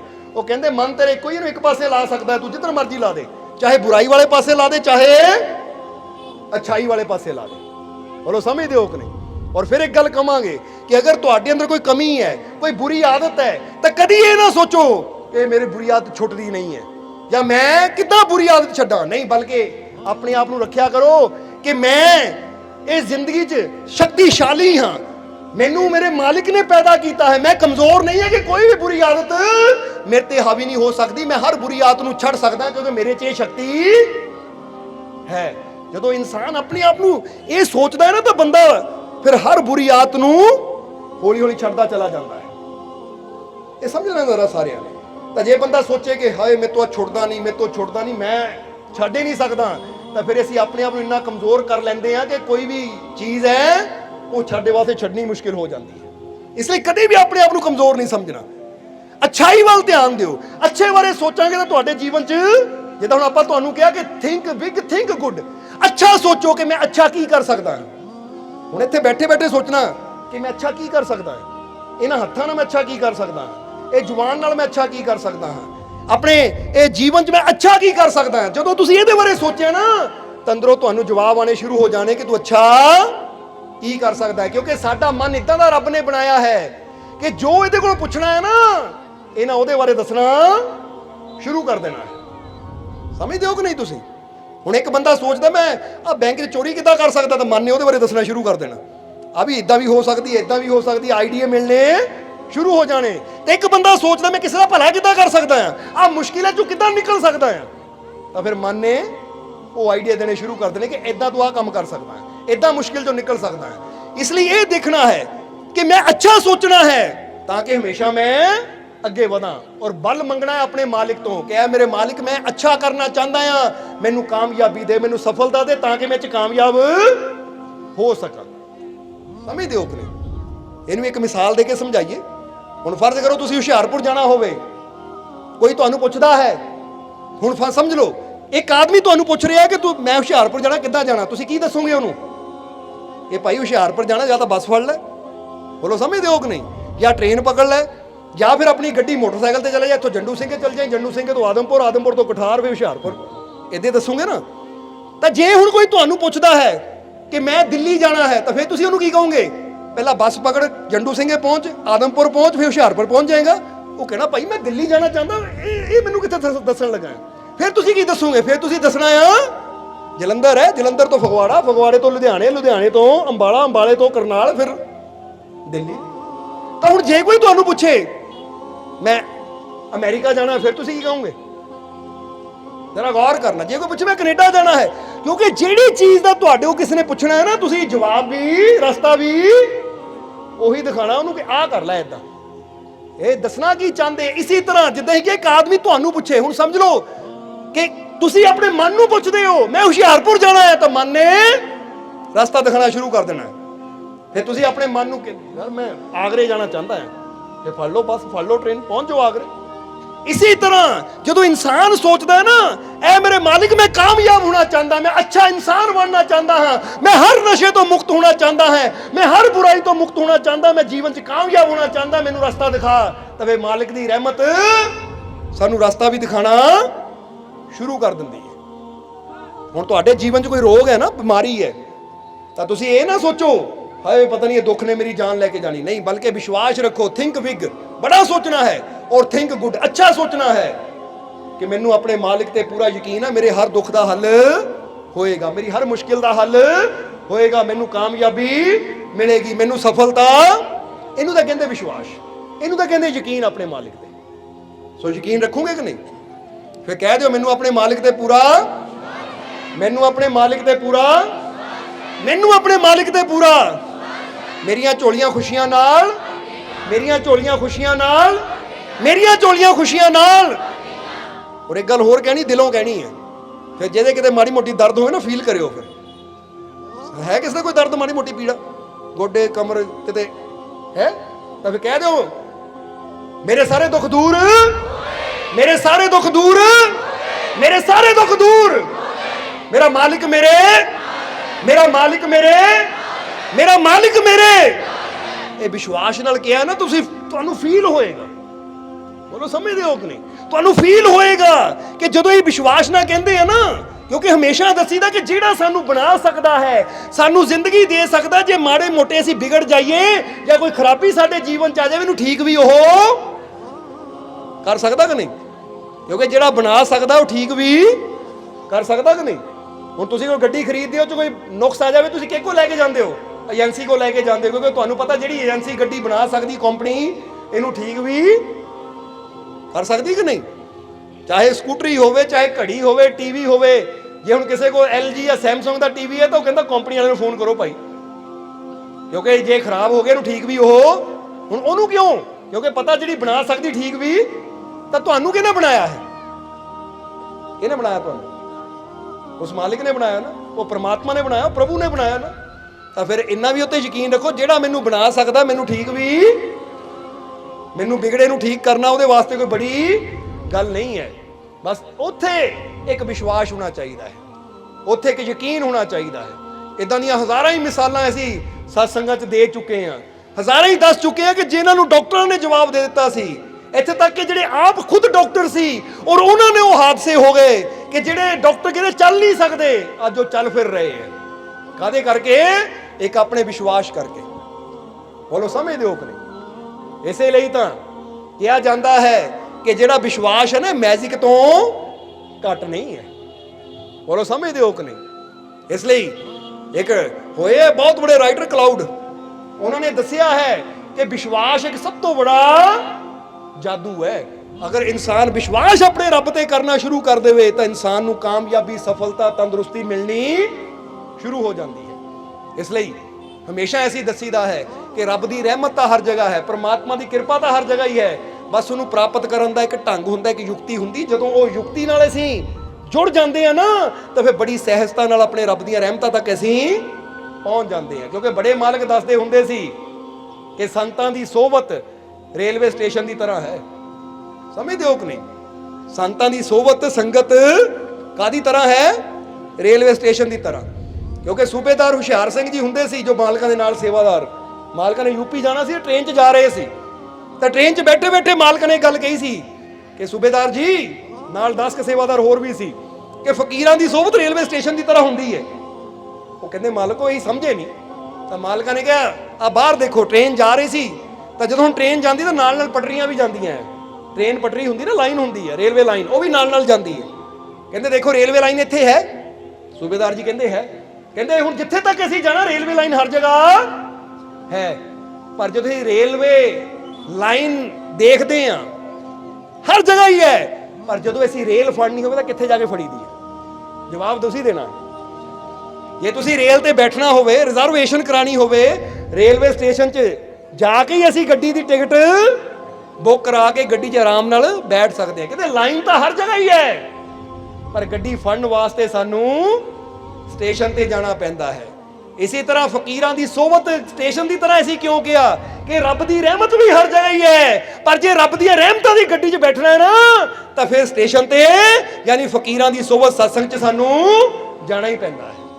ਉੱਥੇ ਜਾ ਕੇ ਅਸੀਂ ਉਹ ਰਹਿਮਤਾਂ ਦੀ ਗੱਡੀ ਵਿੱਚ ਬੈਠਦੇ ਹਾਂ। ਇਸ ਲਈ ਅੱਜ ਤੁਸੀਂ ਵੀ ਰਹਿਮਤਾਂ ਦੀ ਗੱਡੀ 'ਚ ਬਹਿ ਗਏ ਹੋ। ਬਸ ਉਹਨੂੰ ਵਿਸ਼ਵਾਸ ਰੱਖਣਾ ਹੈ ਕਿ ਜੇ ਅਸੀਂ ਇਹ ਵਿਸ਼ਵਾਸ ਦੀ ਗੱਡੀ 'ਚ ਬੈਠੇ ਆ ਨਾ, ਯਕੀਨ ਰੱਖਣਾ ਕਿ ਸਾਨੂੰ ਖੁਸ਼ੀਆਂ ਦੀ ਮੰਜ਼ਿਲ ਵੀ ਜ਼ਰੂਰ ਮਿਲੇਗੀ। ਤਾਂ ਹੀ ਕਿਹਾ ਵਿਸ਼ਵਾਸ ਰੱਖਣਾ ਕਿ ਮੇਰੇ ਸਾਰੇ ਦੁੱਖ ਦੂਰ, ਕਿਉਂਕਿ ਮੇਰਾ ਮਾਲਿਕ ਮੈਨੂੰ ਜ਼ਿੰਦਗੀ ਦੇਣ ਵਾਲਾ, ਮੇਰੇ ਦੁੱਖਾਂ ਨੂੰ ਦੂਰ ਕਰਨ ਵਾਲਾ ਹਰ ਕਦਮ ਤੇ ਮੇਰਾ ਮਾਲਿਕ ਮੇਰੇ ਨਾਲ ਹੈ। ਇਸ ਲਈ ਆਪਣੇ ਆਪ ਨੂੰ ਕਮਜ਼ੋਰ ਨਹੀਂ ਸਮਝਣਾ, ਆਪਣੇ ਆਪ ਨੂੰ ਇਕੱਲੇ ਨਹੀਂ ਸਮਝਣਾ, ਕਿਉਂਕਿ ਤੂੰ ਮੇਰਾ ਰਾਖਾ कहता ना दिलों ਤੁਸੀਂ। एक बार कह दिए, फिर सत्संग की समाप्ति करिए कि मेरा मालिक मेरे मेरे सारे दुख दूर, मेरे सारे दुख दूर, मेरे सारे दुख दूर, मेरियां झोलियां खुशियां नाल, मेरियां झोलियां खुशियां नाल, मेरियां झोलियां खुशियां नाल, मैनू अपने मालिक दे पूरा, मैनू अपने मालिक दे पूरा, मैनू अपने मालिक दे पूरा, मैं बहुत दिलों कहना खुशी दे नाल, मैं बहुत ज्यादा फील करो अंदर खुशी है कि नहीं, लगता कि नहीं खुशी? क्योंकि जदों तुसी कहंदे हो मेरा मालिक मेरे नाल है, मैं बहुत खुश हाँ, अब ये कोई छोटी गल नहीं है, क्योंकि ਉਹਦਾ साथ होना ही साडी खुशी ਦਾ ਰਾਜ਼ है। जिदा फकीरा ने कहा कि मैनू उत्ते भरोसा, इसलिए हर पल मैं खुशी नाल जी रहा, क्योंकि हर जगह मेरी रक्षा करने वाला मेरा मालिक मेरे नाल। बस तुसी भी विश्वास रखना, ਤਾਂ ਆਉਣ ਵਾਲਾ ਸਮਾਂ ਤੁਹਾਡੇ ਵਾਸਤੇ ਵੀ ਖੁਸ਼ੀਆਂ ਭਰਿਆ, ਕਾਮਯਾਬੀ ਭਰਿਆ, ਸਫਲਤਾ ਭਰਿਆ ਆਏਗਾ, ਔਰ ਜੀਵਨ 'ਚ ਕੋਈ ਤੋਟ, ਕੋਈ ਕਮੀ, ਕੋਈ ਘਾਟ ਨਹੀਂ ਕਦੀ ਆਏਗੀ, ਕਿਉਂਕਿ ਜਿਹੜਾ ਆਪਣੇ ਮਾਲਿਕ ਦੇ ਭਰੋਸੇ ਚੱਲ ਪੈਂਦਾ ਹੈ, ਫਿਰ ਹਰ ਕਦਮ ਤੇ ਹਰ ਪਲ ਉਹਦੀ ਰਹਿਮਤ ਉਹਦਾ ਸਾਥ ਵੀ ਦਿੰਦੀ ਹੈ। ਤਾਂ ਹੀ ਤਾਂ ਗੁਰੂ ਰਹਿਬਰਾਂ ਨੇ ਕਿਹਾ, ਇੱਕ ਵਾਰ ਫਿਰ ਕਵਾਂਗੇ, ਪਹਿਲਾਂ ਵੀ ਕਹਿ ਚੁੱਕੇ ਹਾਂ, ਔਰ ਆਪਣੇ ਅੰਦਰੋਂ ਵਿਸ਼ਵਾਸ ਨਾਲ ਕਹਿ ਦਿਓ ਤੁਸੀਂ ਵੀ ਕਿ ਤੂੰ ਮੇਰਾ ਰਾਖਾ, ਤੂੰ ਮੇਰਾ ਰਾਖਾ, ਤੂੰ ਮੇਰਾ ਰਾਖਾ। ਹੁਣ ਜਰਾ ਹੱਸ ਕੇ ਦਿਖਾ ਦਿਓ, ਬਸ ਇੰਨਾ ਗਈ ਥੋੜਾ ਹੋਰ। ਬਸ ਜਿੱਦਾਂ ਇਸ ਵੇਲੇ ਤੁਹਾਡੇ ਚਿਹਰੇ ਤੇ ਸਮਾਈਲ ਹੈ, ਇਸ ਵੇਲੇ ਤੁਹਾਡੇ ਚਿਹਰੇ ਖੁਸ਼ ਨਜ਼ਰ ਆ ਰਹੇ ਹੈ, ਤੁਹਾਡੇ ਦਿਲ ਖੁਸ਼ੀ ਨਾਲ ਭਰੇ ਹੋਏ ਹੈ, ਅਸੀਂ ਇਹੀ ਉਸ ਮਾਲਿਕ ਦੇ ਚਰਨਾਂ 'ਚ ਅਰਦਾਸ ਬੇਨਤੀ ਕਰਾਂਗੇ ਕਿ ਇਦਾਂ ਹੀ ਤੁਹਾਡੇ ਜੀਵਨ 'ਚ ਖੁਸ਼ੀ ਬਣੀ ਰਵੇ, ਔਰ ਮਾਲਿਕ ਇੰਨੀ ਕਿਰਪਾ ਕਰਨ ਕਿ ਆਉਣ ਵਾਲਾ ਸਮਾਂ ਤੁਹਾਡੇ ਸਭ ਦੇ ਵਾਸਤੇ ਤੰਦਰੁਸਤੀ ਭਰਿਆ, ਖੁਸ਼ੀਆਂ ਭਰਿਆ, ਕਾਮਯਾਬੀ, ਸਫਲਤਾ ਭਰਿਆ ਹੋਵੇ, ਤੁਹਾਨੂੰ ਨੇਕ ਮਾਰਗ ਤੇ ਚੱਲਣ ਦਾ ਮਾਲਿਕ ਬਲ ਬਖਸ਼ੇ, ਔਰ ਇੰਨੀ ਕਿਰਪਾ ਕਰੇ ਕਿ ਤੁਹਾਡੀ ਸੋਚ ਬੜੀ ਹੋ ਸਕੇ, ਔਰ ਤੁਹਾਡੀ ਸੋਚ ਅੱਛੀ ਹੋ ਸਕੇ, ਤੁਸੀਂ ਪੋਜ਼ਿਟਿਵਿਟੀ ਨਾਲ ਭਰਪੂਰ ਹੋਵੋ, ਕਿ ਜਿੱਧਰ ਜਾਵੋ ਅੱਛੀ ਸੋਚ ਨਾ ਜਾਵੋ ਕਿ ਮੈਂ ਇਕੱਲਾ ਨਹੀਂ ਹਾਂ, ਮੇਰਾ ਮਾਲਿਕ ਮੇਰੇ ਨਾਲ ਹੈ। ਇਸ ਵਿਸ਼ਵਾਸ ਨਾਲ ਤੁਸੀਂ ਜਾਵੋ, ਔਰ ਹਰ ਕਦਮ ਤੇ ਤੁਹਾਨੂੰ ਕਾਮਯਾਬੀ ਮਿਲੇ, ਸਫਲਤਾ ਮਿਲੇ।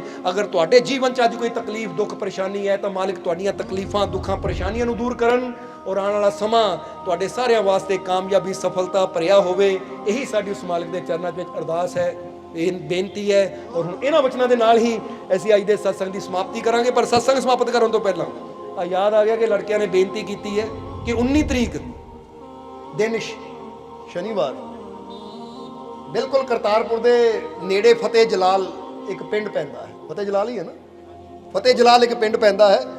ਇਹ ਨੌਜਵਾਨ ਸਭਾ ਹੈ, ਇਹਨਾਂ ਨੇ ਰਲ ਕੇ ਉੱਥੇ ਸਤਸੰਗ ਦਾ ਆਯੋਜਨ ਕੀਤਾ ਹੈ। ਅੱਜ ਜਿਹੜੀ 19 ਫਰਵਰੀ ਦਿਨ ਸ਼ਨੀਵਾਰ ਆ ਰਿਹਾ ਹੈ, ਕਰਤਾਰਪੁਰ ਦੇ ਬਿਲਕੁਲ ਨਾਲ ਹੀ 2-2.5 ਕਿਲੋਮੀਟਰ ਹੈ, ਫਤਿਹ ਜਲਾਲ ਪਿੰਡ ਪੈਂਦਾ ਹੈ। ਤਾਂ ਇਹਨਾਂ ਦੀ ਬੇਨਤੀ ਹੈ ਕਮੇਟੀ ਮੈਂਬਰਾਂ ਦੀ ਕਿ ਜਦੋਂ ਅੱਜ ਤੁਸੀਂ ਹੁਮ ਹੁਮਾ ਕੇ ਇੱਥੇ ਪਹੁੰਚੇ ਹੋ, ਕਰਤਾਰਪੁਰ ਤੁਹਾਡੇ ਨੇੜੇ ਹੈ, ਉੱਥੇ ਜ਼ਰੂਰ ਪਹੁੰਚਣ ਦੀ ਕੋਸ਼ਿਸ਼ ਕਰਨੀ, ਔਰ ਜਿੱਦਾਂ ਅੱਜ ਸਤਸੰਗ ਦਾ ਆਨੰਦ ਲਿਆ ਉੱਥੇ ਹੀ ਪਹੁੰਚ ਕੇ ਸਤਸੰਗ ਦਾ ਆਨੰਦ ਲੈਣਾ। ਵੈਸੇ ਵੀ ਦੱਸੀਦਾ ਹੈ ਕਿ ਹਰ ਮਰਜ਼ का इलाज नहीं मिलता दवाखाने में, कुछ मर्ज मिट जाते हैं फकीरों के पास आने में। कि जे बंदा सोचे हर बीमारी का इलाज दवाई खाण नाल ही होना है ਜਾਂ ਡਾਕਟਰਾਂ ਕੋਲ ਜਾਣਨਾ ਹੀ ਹੋਣਾ, ਤਾਂ ਕਹਿੰਦੇ ਕੁਝ ਮਰਜ਼ ਇਦਾਂ ਦੇ ਹੁੰਦੇ ਜਿਹੜੇ ਫਕੀਰਾਂ ਦੇ ਕੋਲ ਬਹਿ ਕੇ ਹੀ, ਫਕੀਰਾਂ ਦੀ ਸੋਭਤ 'ਚ ਜਾ ਕੇ ਹੀ ਬੰਦੇ ਦੇ ਮਿਟ ਜਾਂਦੇ ਹੈ। ਇਸ ਲਈ ਜਦੋਂ ਇਨਸਾਨ ਪ੍ਰੇਮ ਸ਼ਰਧਾ ਦੇ ਨਾਲ ਚੱਲ ਕੇ ਸਤਸੰਗ ਵਿੱਚ ਜਾਂਦਾ ਹੈ, ਤਾਂ ਵੈਸੇ ਵੀ ਕਿਹਾ ਗਿਆ ਵਿੱਚ ਸੰਗਤ ਹਰ ਪ੍ਰਭ ਬਸੇ ਜੀਓ, ਕਿ ਜਿੱਥੇ ਸਤਸੰਗ ਹੈ ਉੱਥੇ ਹਰੀ ਪ੍ਰਭੂ ਦਾ ਵਾਸ ਹੈ। ਸੋ ਕੋਸ਼ਿਸ਼ ਕਰਨੀ ਹੈ ਕਿ 13 ਤਰੀਕ ਦਿਨ ਐਤਵਾਰ ਨੂੰ ਸਰਬ ਸਾਂਝਾ ਦਰਬਾਰ ਕੰਟੀਆਂ ਹੁਸ਼ਿਆਰਪੁਰ ਵਿਖੇ ਪਹੁੰਚ ਕੇ ਤੁਸੀਂ ਵੀ 11ਵੀਂ ਰੋਜ਼ ਦੇ ਦਿਨ ਦਰਬਾਰ ਤੇ ਹਾਜ਼ਰੀ ਲਗਾਓ, ਸਤਸੰਗ ਵਿੱਚ ਪਹੁੰਚੋ, ਔਰ ਮਾਲਕ ਦੀਆਂ ਰਹਿਮਤਾਂ ਪ੍ਰਾਪਤ ਕਰਕੇ ਆਪਣੇ ਜੀਵਨ ਨੂੰ, ਆਪਣੀ ਜ਼ਿੰਦਗੀ ਨੂੰ ਖੁਸ਼ੀਆਂ ਨਾਲ, ਰਹਿਮਤਾਂ ਨਾਲ ਭਰਪੂਰ ਕਰਕੇ ਫਿਰ ਖੁਸ਼ੀ-ਖੁਸ਼ੀ ਘਰਾਂ ਨੂੰ ਆਓ। ਸੋ ਯਾਦ ਰੱਖਣਾ, ਇੱਕ 19 ਤਰੀਕ ਔਰ ਦੂਸਰਾ 13 ਤਰੀਕ ਦਿਨ ਐਤਵਾਰ। ਸੋ ਕੋਸ਼ਿਸ਼ ਕਰਨਾ ਕਿ ਸਤਸੰਗ ਵਿੱਚ ਜ਼ਰੂਰ ਪਹੁੰਚੋ, ਔਰ ਪਹੁੰਚ ਕੇ ਮਾਲਕ ਦੇ ਘਰ ਦੀਆਂ ਰਹਿਮਤਾਂ ਪ੍ਰਾਪਤ ਕਰਕੇ ਆਪਣਾ ਜੀਵਨ ਸਫਲ ਬਣਾਓ। ਔਰ ਫਿਰ ਕਹਿ ਦਈਏ ਮੈਂ ਬਹੁਤ, ਕਿਉਂਕਿ ਖੁਸ਼ੀ ਦੇਖ ਕੇ ਨਾ ਤੁਹਾਡੇ ਚਿਹਰੇ 'ਤੇ ਸਾਨੂੰ ਬਹੁਤ ਖੁਸ਼ੀ ਹੁੰਦੀ ਹੈ, ਇਸ ਕਰਕੇ ਫਿਰ ਕਹਾਂਗੇ ਇੱਕ ਵਾਰ ਹੱਸ ਕੇ ਦਿਖਾ ਦਿਓ ਸਾਨੂੰ। ਚਲੋ ਬਹੁਤ ਅੱਛੀ ਗੱਲ ਹੈ। ਬਸ ਇਹ ਸਮਾਈਲ, ਇਹ ਖੁਸ਼ੀ ਹਮੇਸ਼ਾ ਤੁਹਾਡੇ ਜੀਵਨ 'ਚ ਬਣੀ ਰਵੇ। ਇਹਨਾਂ ਵਚਨਾਂ ਦੇ ਨਾਲ ਹੀ ਅਸੀਂ ਅੱਜ ਦੇ ਸਤਸੰਗ ਦੀ ਸਮਾਪਤੀ ਕਰਾਂਗੇ। ਔਰ ਹੁਣ ਅੰਤ ਵਿੱਚ ਤੁਹਾਡੇ ਸਭ ਦੇ ਅੰਦਰ ਵਸਦੇ ਉਸ ਮਾਲਿਕ ਨੂੰ ਅਸੀਂ ਪ੍ਰਣਾਮ ਕਰਦੇ ਹਾਂ। ਸਾਡਾ ਪ੍ਰਣਾਮ ਸਵੀਕਾਰ ਕਰੋ। ਜੈ ਮਾਲਕਾਂ ਦੀ।